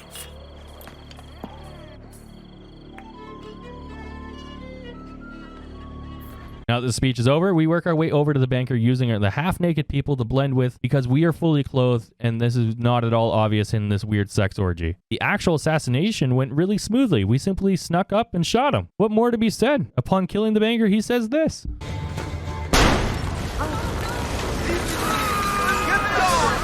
Hold on. The things I have felt, seen, and tasted, I do not regret a moment of it. A man of power must be contemptuous of delicacies. But I gave the people what they wanted.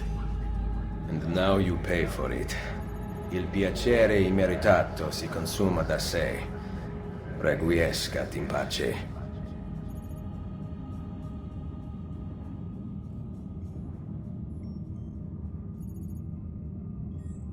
With the banker dead, we have to escape through the city back to the brothel with Claudia. Once we get to the brothel, we learn that Claudia and Maria were attacked but Claudia absolutely massacred the Borgia guards that showed up, so Ezio's kind of like, damn girl, you got them sword skills. We came back with the money. They followed us home.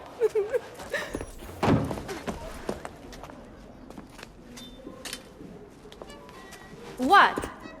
My sister knows how to wield a knife. And I am ready to do it again. Spoken like a true auditore. Finally, you two came to your senses. It's about time.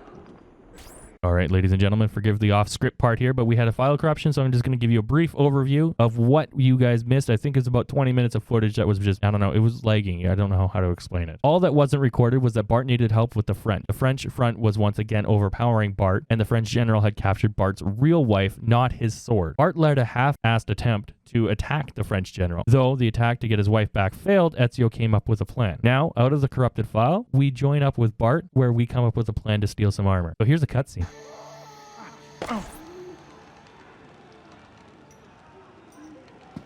So, you have a plan? Once inside, your men can overpower the camp's patrols, correct? Yes, but... Especially if the patrols are taken completely by surprise. Ma certo. Then we need to liberate several suits of French armor. At dawn, we are going to walk right in. Ah! Ezio Auditore! You are truly a man after my own heart. Oh, magnifico! I will get the armor. My troops will gather it from the dead. We will then depart from the north, so as not to arouse suspicion. And Ezio, make sure to kill them without a fight. The armor has to stay clean. I just want to say, we did this exact mission in Assassin's Creed 2. So I'm really confident in saying this game was a DLC. That they just then decided to make a full-length game. I have no evidence to back that up. It's just the feeling I'm getting while I'm playing the game. It just doesn't feel like it should have been its own game. The mission is simple. We have to kill 20 soldiers in a designated area so we can get their armor. We have to use our super assassin skills to do it cleanly for some reason, which is arbitrary because you can just do it any way you want. I used an unintended feature of leading the guards into an area and then killing them there. So I never actually had to go travel to the different locations. I just did it all at one location. So super easy, barely any inconvenience, and we are done. We then head back to Bart and we start to develop the rest of the plan. Bring me a suit of that perverted armor. You are not wearing one. What? It is part of the plan. You surrender to us, we are bringing you to the Baron. Ah, yes. Then what? Your men attack on my signal. Bene. Go change into costume. Dawn approaches. Get into formation! Oh, sick, ladies and gentlemen. Guess what we get to do?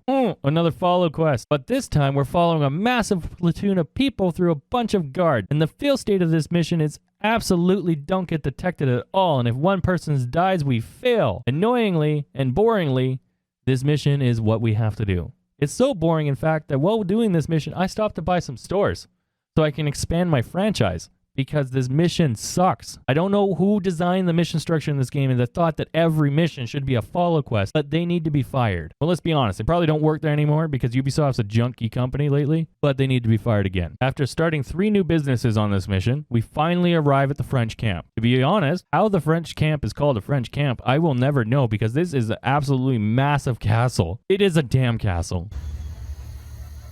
Que venez-vous faire ici? Mes soldats, conduisent le capitaine italien à son excellence, le Baron. Il vous surround. What part of France are you from? Montreal! Open the gate! You speak French? There were a couple of French girls in Firenze. We then work our way through the camp castle, where the French general then greets us. General d'Alviano, it seems that you have seen the light. Enough of your crap! Release my wife! Such entitlement from a man born with nothing to his name. Mine is worth its currency, unlike yours, which is counterfeit. How dare you? You think that commanding an army grants you nobility? Nobility comes from fighting beside your soldiers, not kidnapping a woman to cheat your way out of battle. Why don't you grow up, man, and release my wife? You savages never learn. We work our way through the camp, all the way to the inner fortress, where a literal war breaks out beneath us. We use our assassin recruits to aid us in this battle. We aid our soldiers when we can, until Ezio eventually reaches the French general. We end up getting to him just in time before he kills Bart's wife. Ezio jumps through the air like a demon, the hidden blade hungry for the blood of his enemies. And he buries it in the general's neck. And with that, Bart's wife is saved, and we have one less enemy in Rome. The French general is dead. I have to make it more entertaining for myself, because remember, I played this game, then I wrote a script. I'm going to be very overdramatic when I talk about the game.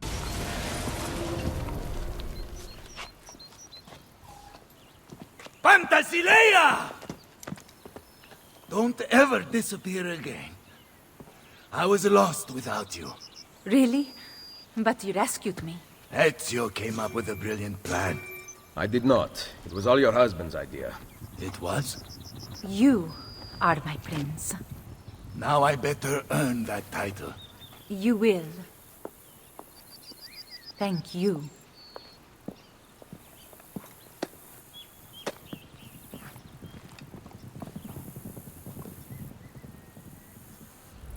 Every once in a while, though, a side quest is good, and it surprises me that someone took the time to either make that side quest special, or exceptionally funny, or maybe just different enough that it breaks you away from the rest of the game and you go, wow, that was a good quest. And in this game, it's just different than a follow quest, so it had me there at least. So I want to share with you guys one of the side quests that I thought was kind of cool. Maybe you don't, but I thought it was a neat change in pace. On our way back to our next mission, I see this weird symbol on the minimap, so I head over to it and learn that this woman's husband has become a thug and is killing people by pushing them off of the roof. He is doing this for money, but not for his family. Selfishly, he doesn't even want to be there for them. He does it all for them himself. So this woman is waiting here at the edge of the roof for her husband to come along and try to push her. But when he gets there, she intends to throw herself off the roof to teach him a lesson on how he's not the man he used to be, because now he has lost the love of his life. She will do all this in the hope that it will remind her husband of the man he used to be. Ezio tells the woman that she deserves better and that he will deal with her husband instead. Ezio then sets off to find her husband. Once we find him, Ezio kills the man. There was more heart and soul in this one mission than every other mission leading up to this point. I felt more connected to this lady standing on the edge of the roof waiting for her love to come so she could teach him a lesson because she lost him because he became selfish than I did for any Lucrezia, Cesare, or even, the Pope Borgia. This mission was just somehow better. You felt for this woman. You felt that she loved her husband and she missed him and she didn't want him to go down the way that he did, but he did. So now she wanted to change the rest of his life. She was willing to kill herself to make him the man he used to be. You also immediately hated the husband for leaving his family and killing innocent people. There was so much emotion in this mission that for a side mission, it felt like such a waste. It should have been a main story mission. If I were to improve on it at all, I would have had Ezio recruit the husband into the Assassin's Order and then have him kill for good, reuniting the couple and fixing both their issues at once. And maybe have them play a role later in the game. Maybe Ezio gets pinned down by a guard and the husband runs up and pushes him off the ledge, almost like a full circle thank you. He was once evil, now he's good, and he used his evil ways to help in a good way. I think that would have been amazing. But instead, it ends here and we have to accept that. We then return to the Thieves Guild and talk to La Volpe, and he informs us that Machiavelli was warned before the attack on the villa.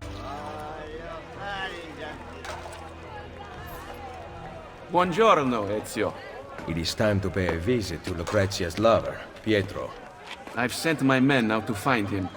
Molto bene. Ezio, if I may... What is it? Someone warned Rodrigo to stay away from the castello. Machiavelli? Do you have proof? No. We must not be split apart by mere suspicion. The Borgia know the locations of our spies. Who told them? Maestro Machiavelli asked about our search for Pietro earlier today. Ezio? Well, time to fight off our attackers of the Thieves Guild. To make it short work, we just used our minions to assassinate everybody. They do most of the work and we just kind of exist. Once we defeat the original attackers, we then have to follow the Volpe until we run into the next encounter. So much fun here. Once we defeat that encounter, we then once again follow the Volpe until the next encounter, where we repeat the same thing again. And once that's done, we follow the Volpe until the next encounter, where we repeat the same thing again. I figured the game can be repetitive, so can my script. Why think of an original idea when you could just say the same thing 3 times? I'm wondering if you guys are starting to put it together. Ubisoft was rushed with their yearly release schedule, and they just decided rinse and repeat was the best option. Every mission goes on that little too long, and they've stretched that playtime just a little bit farther, and then pretty much every quest needs to be a follow quest, and that goes on for way too long. And the story is confusing, but it's good. Sadly, the massive space in between the good parts makes this all just so terrible at the same time. We then meet with the contact that we were sent out with La Volpe to follow and find, and we learn where Micheletto will be. Amazing. Our next mission has us go to the city gates where we see Micheletto with Cesare scolding one of his acolytes. Please, I have done nothing. Francesco Trocchi, dear friend, would I lie to you? You told your brother about my war plans in Romagna, who contacted the ambassador of Venezia. It was an accident. I am still your servant and ally. Are you demanding that I discount your actions and rely on friendship? I am asking, not demanding. To unite Italia, I must have every institution under my control. And if the church does not fall in line, I will eliminate it entirely. You know that I really work for you, not the Pope. Ah, but do I, Trocchi? There's only one way I can know that unconditionally now. You intend to kill me? Your most loyal friend? Of course not. Are you letting me go? Thank you, Cesare. You will not regret... Guards! Give Micheletto the costumes for the play. Lucrezia is mine. No one else shall have her. Make doubly sure it is done correctly. I obey, Cesare. Oh yes. Dump Francesco's body in the Tevere. So Micheletto is completely nuts. He just literally strangled his friend. Oh, I don't know if I've mentioned this in this video or not, but there's another follow quest in this game. Oh, would you look at that? We're doing it right now. If this game released today, this game would be literally booed off the shelves. It'd be in the discount bin tomorrow. This is bad. We are tasked with following Micheletto around Rome while he delivers packages of costumes. This is once again a mission that goes on for far too long and is a mission where once again you cannot be detected. This is a mission that is also 3 stages of following Micheletto, and then you watch him give some packages, and then once he's done, you kill the guards he gave the packages to, and then you carry on to follow him again. I just used my assassin's army to speed it up, but it's still going to be the same amount of path at a time because you can't speed him up at all, so you just have to walk behind him. Then you have to rush over to your horse after you kill the army before he gets on and gets too far away, otherwise the countdown starts and you lose sight of him. Run too fast though and he'll see you, meaning you have to restart. Oh, amazing. On the 4th time though, he will then, instead of getting on a horse, he'll just simply walk over to the Colosseum and prepare for the fight. Oh, I mean play, not fight. We're gonna fight. Colosseo. My sister's boy I will seek open his... Pietro. He acts on stage, signore. One of my men will take you to him. Don't forget, I wear the black shirt. Protect me and wait for pilot call to the Centurion to strike. I must get to Pietro before he does. Okay, so we have to get Lucrezia's lover before Micheletto does. So of course, we then scale the entire outside of the Colosseum rather than using any of the entrances. While we climb, I want to say that most missions now are do not get detected missions, causing massive frustration because you get seen one time, it'll cause a failure, making you have to restart. This is another way Ubisoft padded the game time to make it seem as long as Assassin's Creed 2. But Assassin's Creed 2 was good. But the problem is that this isn't at all true in Assassin's Creed 2 or in Assassin's Creed Revelations. So it's not like it was going to be a popular game mechanic, which makes it so much more blatant that this isn't what they intended this game to be. All right, we make it to the top of the Colosseum without being spotted, surprisingly enough, but then we have to run all the way over here for some reason to then kill some guards. Well, that's the reason we had to go all the way over there, so then we could do the parkour part to get down to the guard. Oh, designated spots and missions are fun. My God! My God! Why hast thou thus forsaken me? Merda. Which cross is Pietro's? Hark! Hark how he crieth upon Elijah to deliver him! Wait, and we shall see whether Elijah dare come here or not. My thirst is great. My thirst is great. Yea, thou shalt drink no more.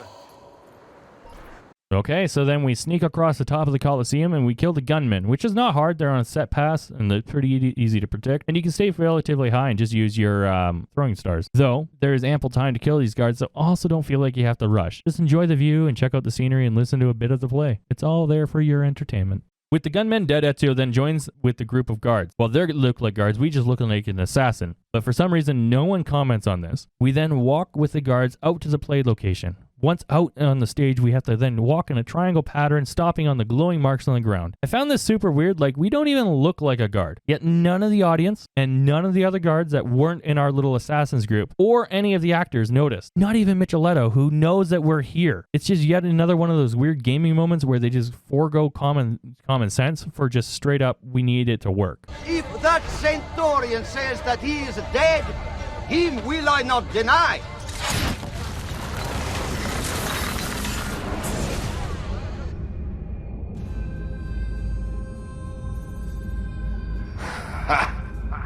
You cannot save Pietro. The wine he drank was poisoned. As I promised Cesare, I made doubly sure. I am not yet dead. I did not come here to kill you. He who is the cause of someone else becoming powerful is the agent of his own destruction.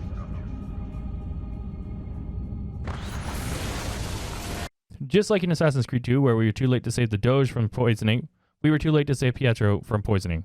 But Ezio's not ready to give up on him this time, and demands to take him to the doctor.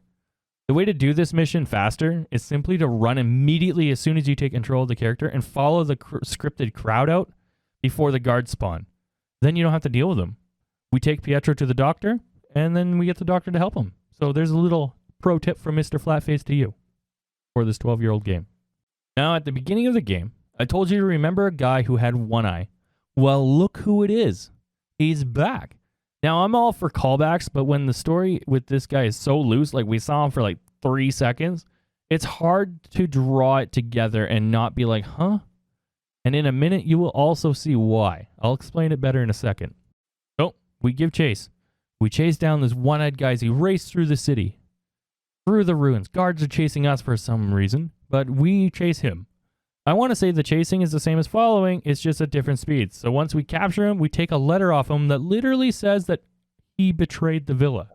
I'm just saying it's a little weird that this guy randomly is carrying a letter, months, even years later, that literally incriminates him and will make it so everyone knows that he betrayed Ezio and the assassins and got Ezio's uncle killed at the villa. This is what I meant by it's hard to make the story make sense when it's just shoehorning convenient plot lines in to help with the overarching story. I once more will state, this feels like a DLC. It feels like you were immediately supposed to play it right after Assassin's Creed 2. Which I did, which makes me call all this back. But if you didn't, you'd be like, what is happening? We then have to race across Rome to stop La Volpe from killing Machiavelli. Luckily, we will get there just in time to save Machiavelli, as La Volpe is sneaking up very obviously behind him. Here, he carried this letter. My God. This is good news. More than you know. I am once again in your debt, Ezio. What debt is there amongst friends who trust one another? Yes. Thank you for relaying the message in time. Come, Niccolo. It has been far too long since we've talked. I heard the Colosseum Passion Play took an unexpected turn this evening. Really? It seems Jesu Cristo was resurrected 3 days early. What I do like, though, is how La Volpe, after learning that he has hated the wrong man for the entire game and had almost killed an innocent friend, just carry on like nothing happened. Like, hey, man, how you doing? And just walks away with him. I found that funny. We finished off Sequence 7 by going back to the Assassin's Guild and telling La Volpe to get the assassins together and to bring Claudia. How goes Roma? Very well, Ezio. The French and Papal forces are in disarray. Then it is almost time. Call the assassins together. And bring Claudia. Now? Yes.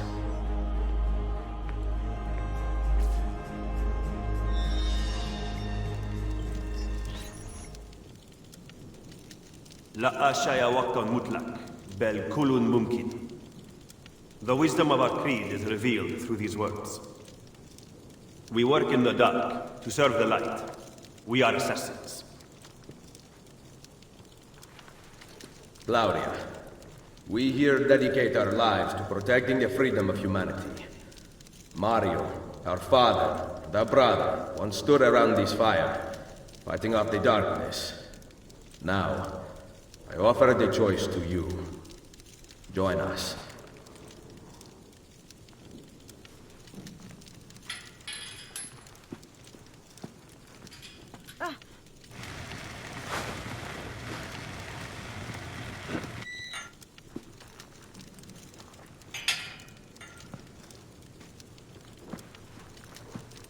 You and I have not seen eye to eye on many issues.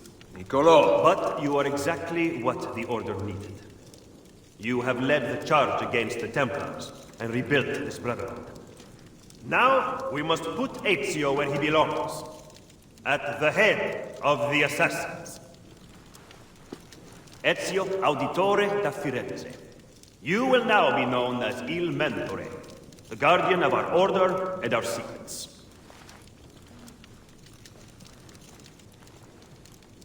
Where other men blindly follow the truth, remember, nothing is true. Where other men are limited by morality and law, remember, everything is permitted.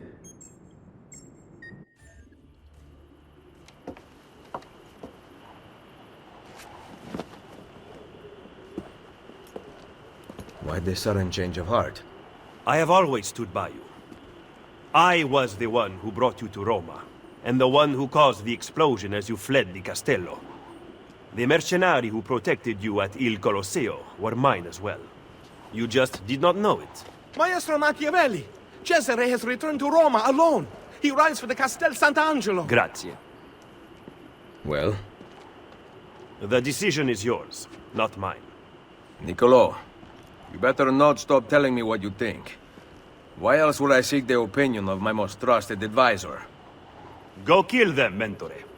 Finish what you started. Good advice. I intend to write a book about you one day. If you do, make it short.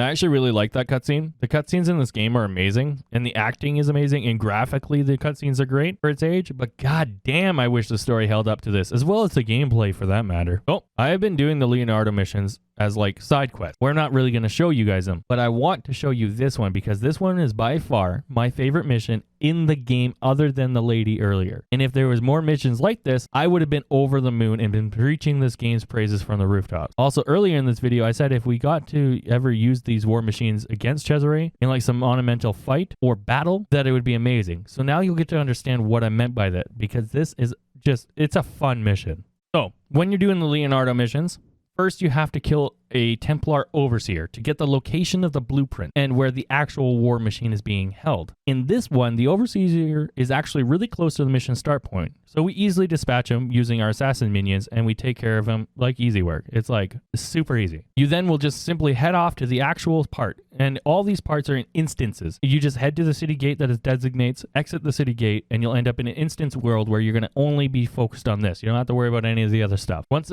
in the instance, we have to once again follow a guard. That's actually why I wanted you guys to see this mission, because in this game, we have not had to follow anyone yet. Okay, okay, I'm just kidding. We do follow the guard, and then we'll arrive at the camp. We then have to beat up an architect, so he will tell us the exact location of the blueprints. What do you want?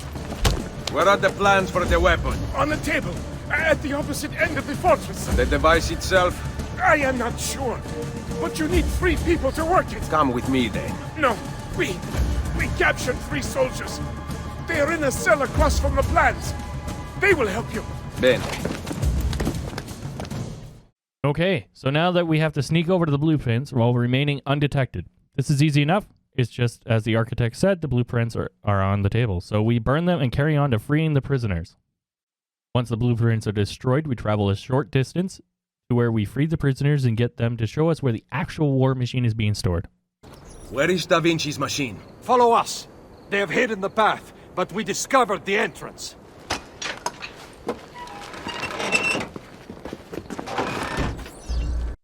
We follow the prisoners, fighting off guards along the way, and eventually they lead Ezio to what looks to be a sewer access, so we climb down.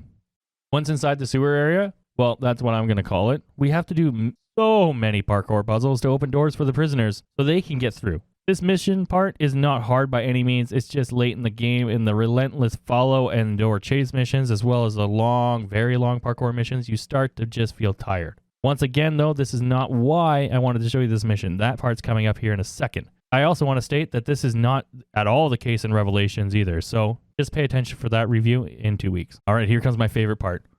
We then find the tank, and we get to drive this tank where barrels rotate like the bullet chamber on a revolver. We shoot fortified cannon locations while working our way through a canyon and small platoons of guards, scattering their bodies like ants. Then, if I'm not selling you this enough, you then get to do the pure coolness of a tank-on-tank battle.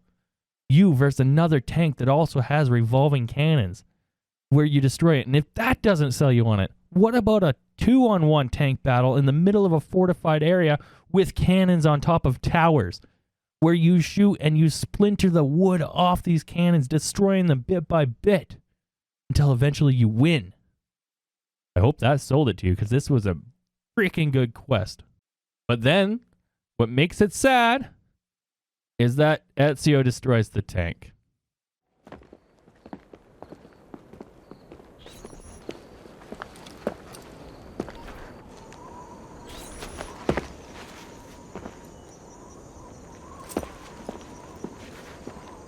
No, I wish I could keep you.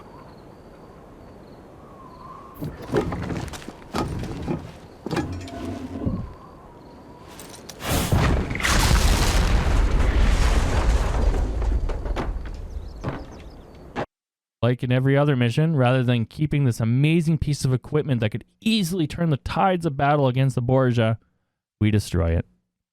Our next mission has Ezio break into Castel St. Angelo again and confront the Pope inside the Papo. I guarantee you I said that one wrong. Apartments. Breaching the Castel is actually pretty straightforward this time. It's your standard parkour puzzles, so I won't bore you with the details, so here's a cutscene to distract you. What do you mean? My funds, my troops, gone!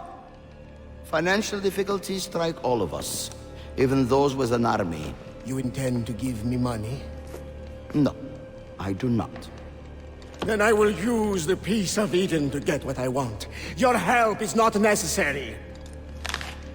That has been made abundantly clear to me. Are you aware that the Baron de Valois is dead? No. Did you? What reason could I possibly have to kill him? Was he plotting against me with my brilliant, traitorous Captain General? I do not have to stand for this! The assassins murdered him. Why did you not stop them? As if I could! It was not my decision to attack Monteriggione. It was yours! It is high time you took responsibilities for your actions. My accomplishments! Despite the constant interference of failures like you! You are not going anywhere. I have the piece of Eden. Get out of my way, old man. I gave you everything, and yet it's never enough. Cesare! He intends to poison you!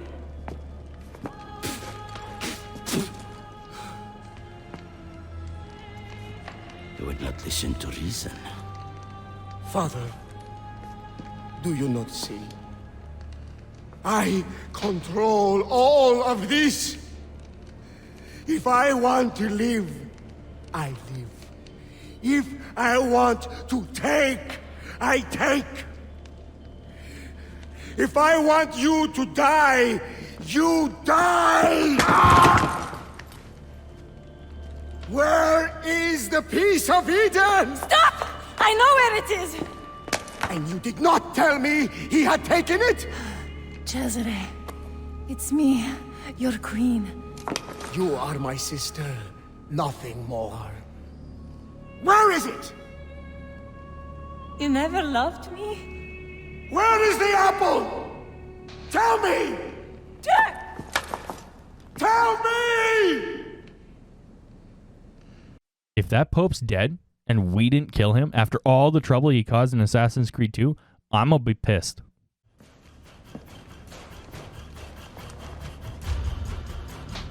Requiescat in pace. I know. I know where that bastard is going. San Pietro. The pavilion in the courtyard. Thank you. You jerk, Cesare. I'll kill you for that. I wanted to kill them.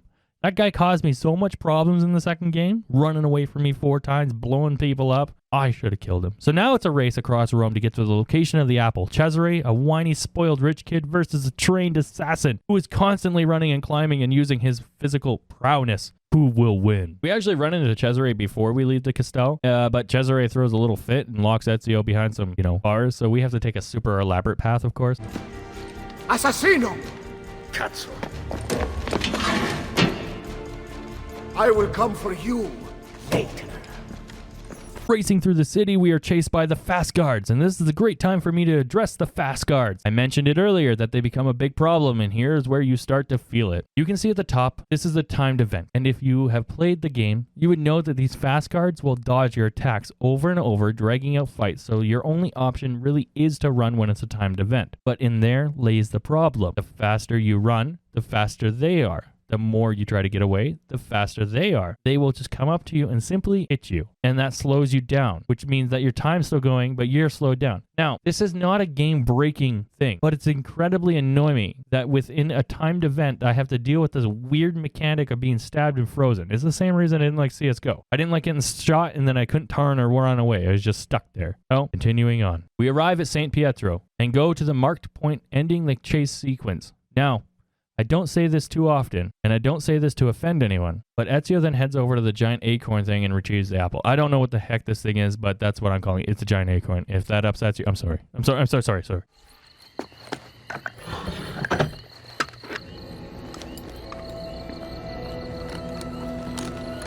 You!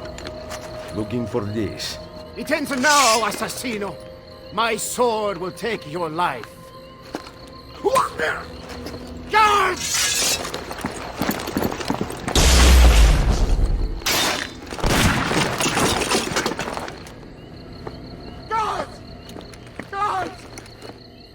Oh man, that was cool. So the apple can do all the mind controlling stuff from the first game. So now that we have to escape the Vatican with the apple, we just run and run and run. And it wasn't for a while that I figured out that I can use the apple to both kill and mind control the guards, which makes it go by a little bit faster, though I do have to say the fast guards is still an issue. We continue to run, still using the apple to aid in our escape. Just a little FYI, in order to use the apple, you have to use your own life force, so using it will drain your health. Use all your health and Ezio will fall over with exhaustion. Eventually, though, we do escape the Borgia guards, triggering a cutscene. Rodrigo Borgia is dead. And Cesare? Poisoned, but alive. We must not allow him to assemble his remaining supporters. The coming weeks are critical. With your aid, I will hunt him down. My men will patrol the city, but we might need an army. We have one. The next missions has us destroying Cesare's army using the apple. At first, I was excited, but by the third mission, I just realized that they were all the exact same. Show up as Cesare starts to form a plan, confront Cesare, and he will run away. Use the apple to kill said targets. The only difference in these missions is the last one, all the beginning steps are there, but in the final fight, a ton of guards while Cesare hides on the other side of a city gate. The only thing that saves this mission from the other two is the fact that all of our allies are there to help us in the battle. And you guys should know, I'm a sucker for a big battle. I've only been talking about this the whole game. And the whole review, too. Once we defeat the guards, Cesare's backup army will arrive. Or is it his backup army? Throw down your arms, Cesare Borgia. Micheletto's troops mass behind me. We will take back my city once and for all. This is not your city anymore. By order of Pope Julius II, I arrest you, Cesare Borgia, for the crimes of murder, betrayal, and incest. No! No! No! No! This is not how it ends! Chains will not hold me! I will not die by the hand of man! It was the manner in which he said it. Chains will not hold me. If you are so worried, there is a way to find out. No, it is too powerful. It must be hidden outside the domain of men. What a shame. Hiding a masterpiece where no one will ever see it. And yet, what if he meant what he said? I cannot risk it.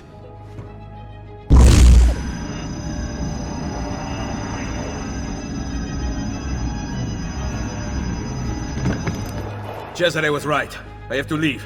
What about your friends? I built this Brotherhood to last, with or without me. What do you intend to do? Plant a seed. Here, a gift. If this is goodbye, then keep your money. I do not want it. We will see each other again. You have my word. Buona fortuna, my oldest friend. And take the money. On your meager salary, you will need it. My patron has been arrested after all.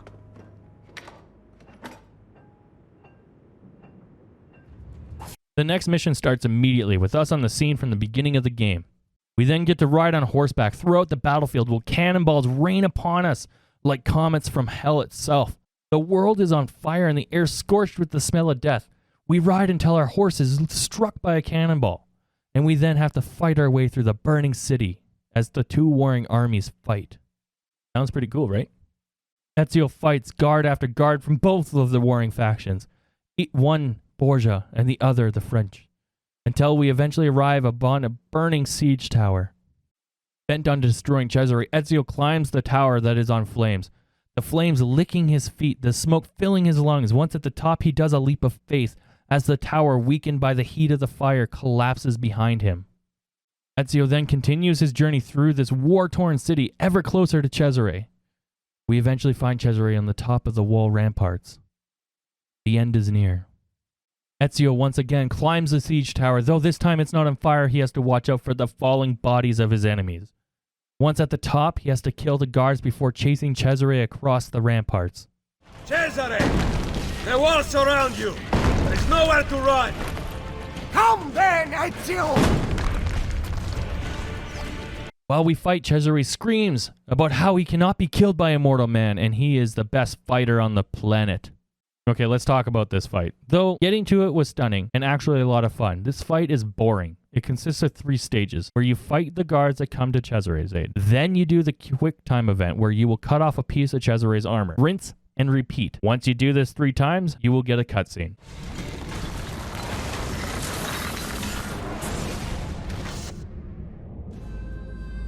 The throne was mine. Wanting something does not make it your right. What do you know? That a true leader empowers the people he rules. I will lead mankind into a new world. Che nessuno ricordi il tuo nome. Requiescat in pace. You cannot kill me. No man can murder me! Then I leave you in the hands of fate.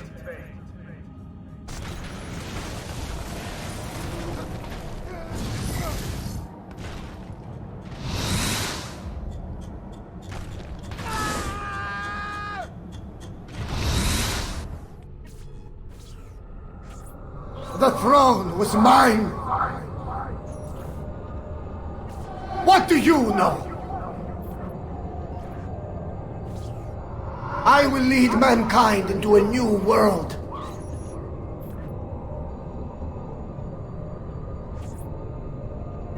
You cannot kill me. No man can murder me!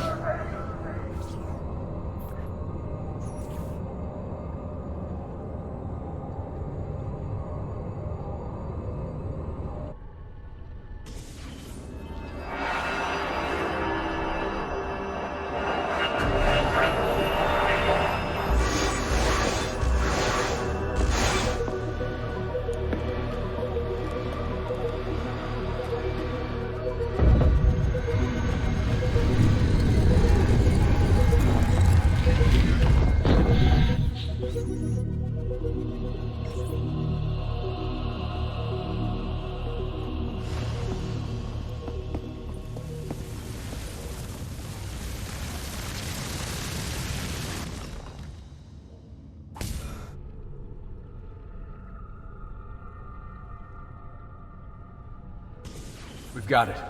Colosseum. Let's go. We can be there before dawn. Wait, there was something about that door. I don't think I saw a handle. Let me run an analysis. Great. So we need some kind of futuristic key.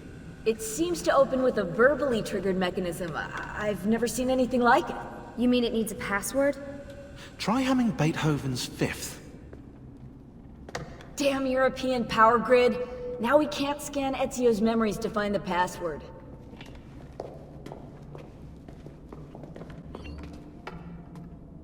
We have to find that password. Ezio knows the answer. Problem is, he's dead. I can't believe we're stuck here. Well, that was anticlimactic. We didn't kill him. Gravity did. That's sad. In Assassin's Creed 2, we didn't kill the Pope Borgia, and now we didn't kill his son either. And you will see in Assassin's Creed Revelations, we also don't kill someone. Oh well, so now we're playing as Desmond, and we have to find the password. I remember from when I was younger, you get the password from the top of the stairs with the writing on the wall that I told you guys to remember at the beginning of the game. Oh. Hey, maybe it has something to do with this.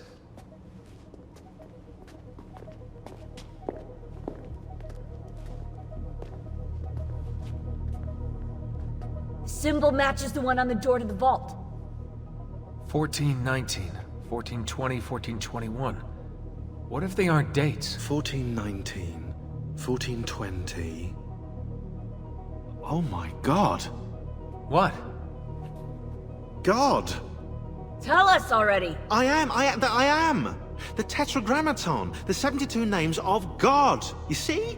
They're all contained within 3 verses, Exodus 19 through 21. And get this, you'll like this, if you arrange the 4 Hebrew letters in God's name within an equilateral triangle, their numerical values add up to the same number.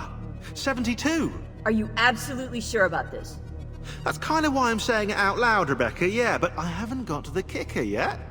Construction on the Colosseum began in the year 72. I think we have our password. Sean, go get the van.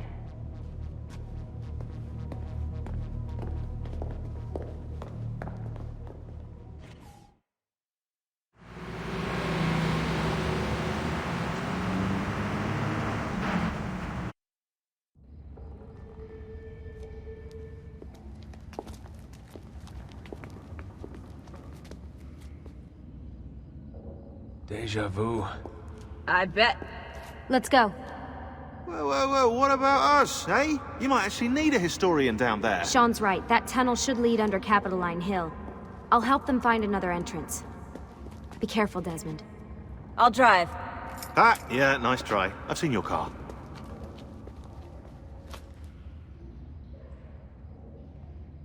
We then do this very long, very confusing maze throughout the Colosseum. I won't bore you with it too much, as it's simply a parkour maze with a few glimpses of what Ezio did within that actual Colosseum throughout the game, with some minor monologue dumps about the history of the Colosseum itself and why it's under construction today. Eventually, we do a leap of faith where we land in a hay bale that's been there for hundreds and hundreds of years and still as cushiony as it was the day it was laid down, somewhere underneath the bottom of the Colosseum. Desmond then uses his eagle vision to find 2 buttons that open the secret door.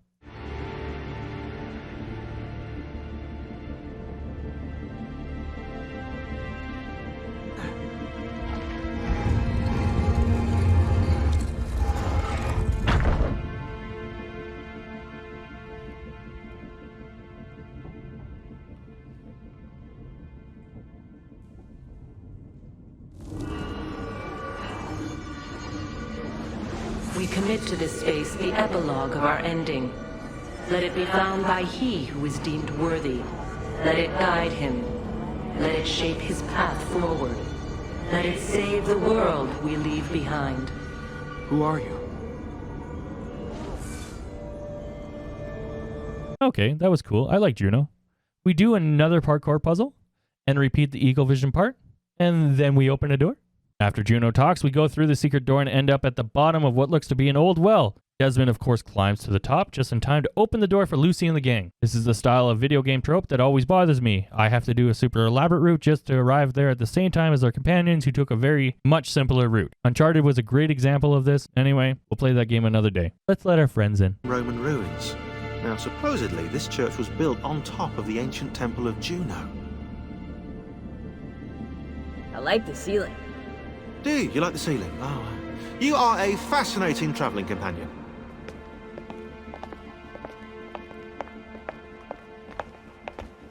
So, Desmond has to do another parkour puzzle while Juno talks here or there about the demise of our future and the importance of Desmond himself. Once we reach the top, we pull a lever that props open a pillar that over by Lucy and the gang. Heading over to Lucy, we get another cutscene. I'm not so sure.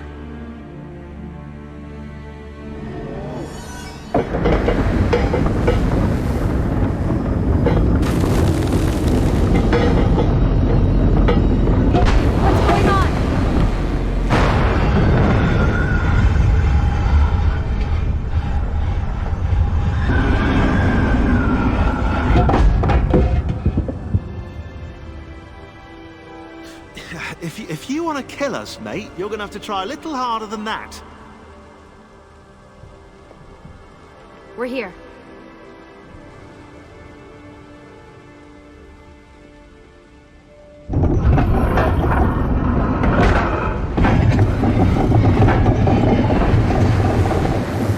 Now for that password.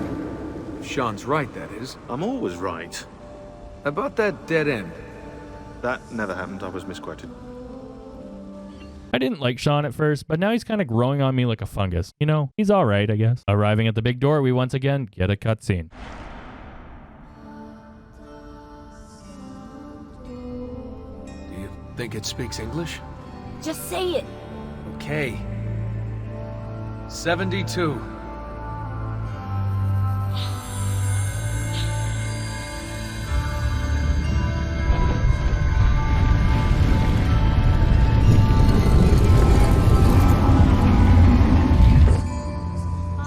After you, I think. Desmond runs down the hallway to see Ezio's ghost placing the apple on the pillar. I actually like these moments where you get to see the future Desmond seeing the past Ezio doing what we're about to do. It's really unique, and it becomes even more powerful in Assassin's Creed Revelations. The apple seems to be in the center. Time to find out where those temples are. Once again, do a parkour puzzle while pulling levers to get power to the center. It's not hard and it's visually okay, but it's starting to get really boring. Complete the puzzle, then return to the pillar, triggering a cutscene.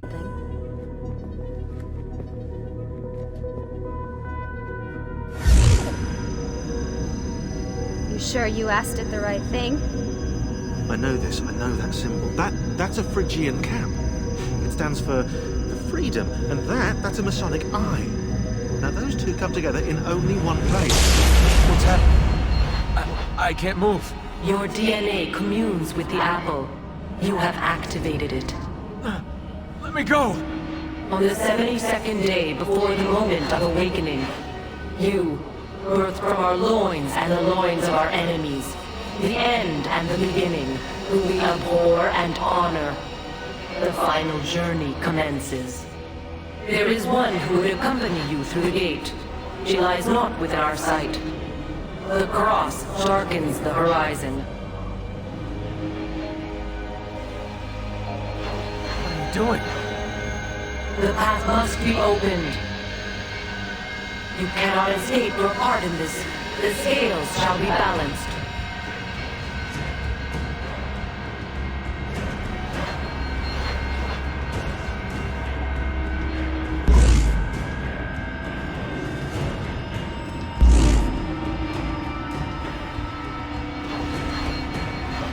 Stop! Please! You know very little. We must guide you.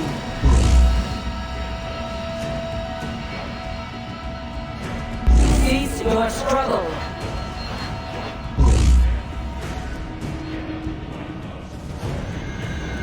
No!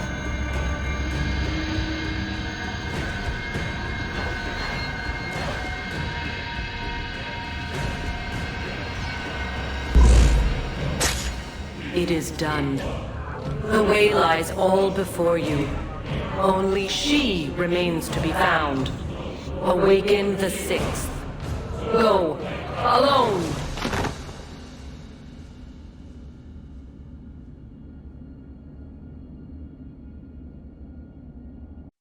So, fun fact, is a DLC for this game that I'm totally not going to buy, but I remember why we kill Lucy. It's actually because she was a triple agent. She was an assassin working to spy on the Templars while being a Templar spying on the assassins, and she had full intentions on taking the apple back to Abstergo. And Desmond could not continue with her as his companion, so Juno made him kill Lucy. It's sad, though. I was actually starting to like Lucy as a character, and her voice actor was really good, so she will be missed. But she's also Templar scum and should die. All right, so there you have it. Assassin's Creed Brotherhood done a lot faster than Assassin's Creed 2. I'm still trying to find my stride with these long-form videos, so let me know how I can improve. I guess we should get into the verdict and the conclusion, though. Assassin's Creed Brotherhood was a good game, but I personally don't think it was on the level of Assassin's Creed 2. It was more on the level of Assassin's Creed 1. Assassin's Creed 2 and Revelations are just so much better games than the Ezio trilogy that this one just kind of falls by the wayside. It's filled with time fillers, and it's filled with just overly long quests that aren't fun.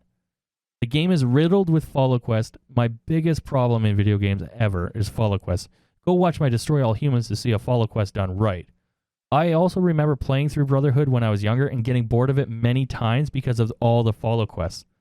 I did beat it eventually, but by the time I didn't remember the story all the way. I only remembered the part that I just beat.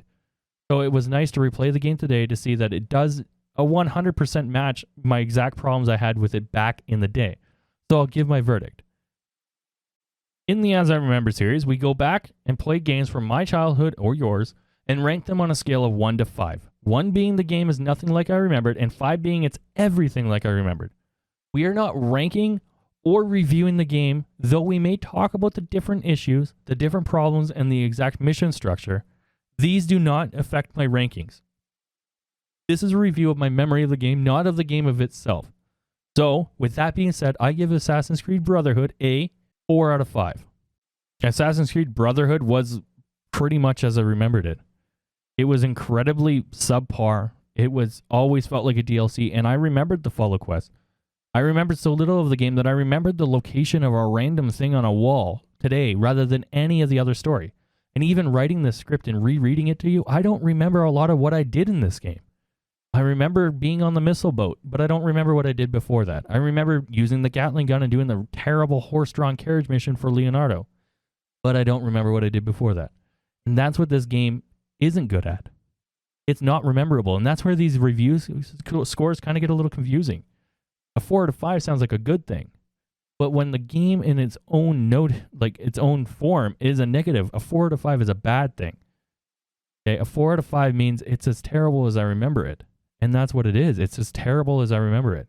If it had been a 1 and been an amazing game, then that's a good score. I know these get a little confusing, but I'll always be here to break them down for you. The game is just incredibly mid. Like, I do say this sadly because I love Ezio as an assassin. And I love the era that he lives in. But I can't sit here and pretend just because I like Ezio that I like this game. Especially when I've already played through Assassin's Creed Revelations. So I played the game after this, and I've seen that 1 and 2 have nothing to do with Brotherhood other than they share a name and a loose story. And then having, Lucy's death be locked behind a DLC that I definitely did not buy as a kid because this game was so bad makes it even worse. I actually played the DLC at my friend's house because I wasn't going to buy it. We did it in a sleepover, and it was good to go. So, just to reiterate, a 1 when it comes to Assassin's Creed Brotherhood would have been good. A 5 is bad. It being exactly as I remembered it and being exactly as boring as I remembered it is a bad thing. So, with that being said, it only gained a point because I forgot how fun some of these missions can be. That woman mission pretty much saved it. That was such a cool and powerful story that I wish there was more of it within the game itself. The game just feels like a DLC. All right, ladies and gentlemen, that's probably the closest we're ever going to get to an angry review on the As I Remembered series. It's pretty hard to make me angry when it comes to gaming. But if you're going to do it, you should start with a bunch of follow, chase, and escort quests. And that's all this game had to offer. There was so little in between that I can't think of anything that would have saved it. That lady's mission is the only thing that did. I challenge you to go out and play the game if you played it before and rank it on the same scale. 1 being the game's nothing like you remembered, and 5 being it's exactly like you remembered. And honestly, review it based off that. Take out all the gameplay and all that, and remember how it was. I remember this game the exact way I told you guys. It only gained a point, basically, because I forgot about that woman's mission, and I thought that was a great mission, and worth separating itself from the rest of the game. That truly felt like a good story arc. So, with these videos, it's always ranked off of my memory of the game. But I would like to say thank you for staying with me this long. Thank you for enjoying the content, and if you did, I'd thank you even more for leaving a like, consider subscribing, and leave a comment down below. You guys killed it with Assassin's Creed 1. That video got so many views. I was so happy. Like, I'm such a small channel with so little subs. To see the hundreds of people viewing my content and enjoying it was so cool. And if you do enjoy the content, I'm happy for you. I'm always looking to improve, so let me know how I can do that. I have been your host, Mr. Flatfaceyt, the man of many faces and even more opinions. And I hope to see you in the next video. Until then, have a wonderful day. Bye.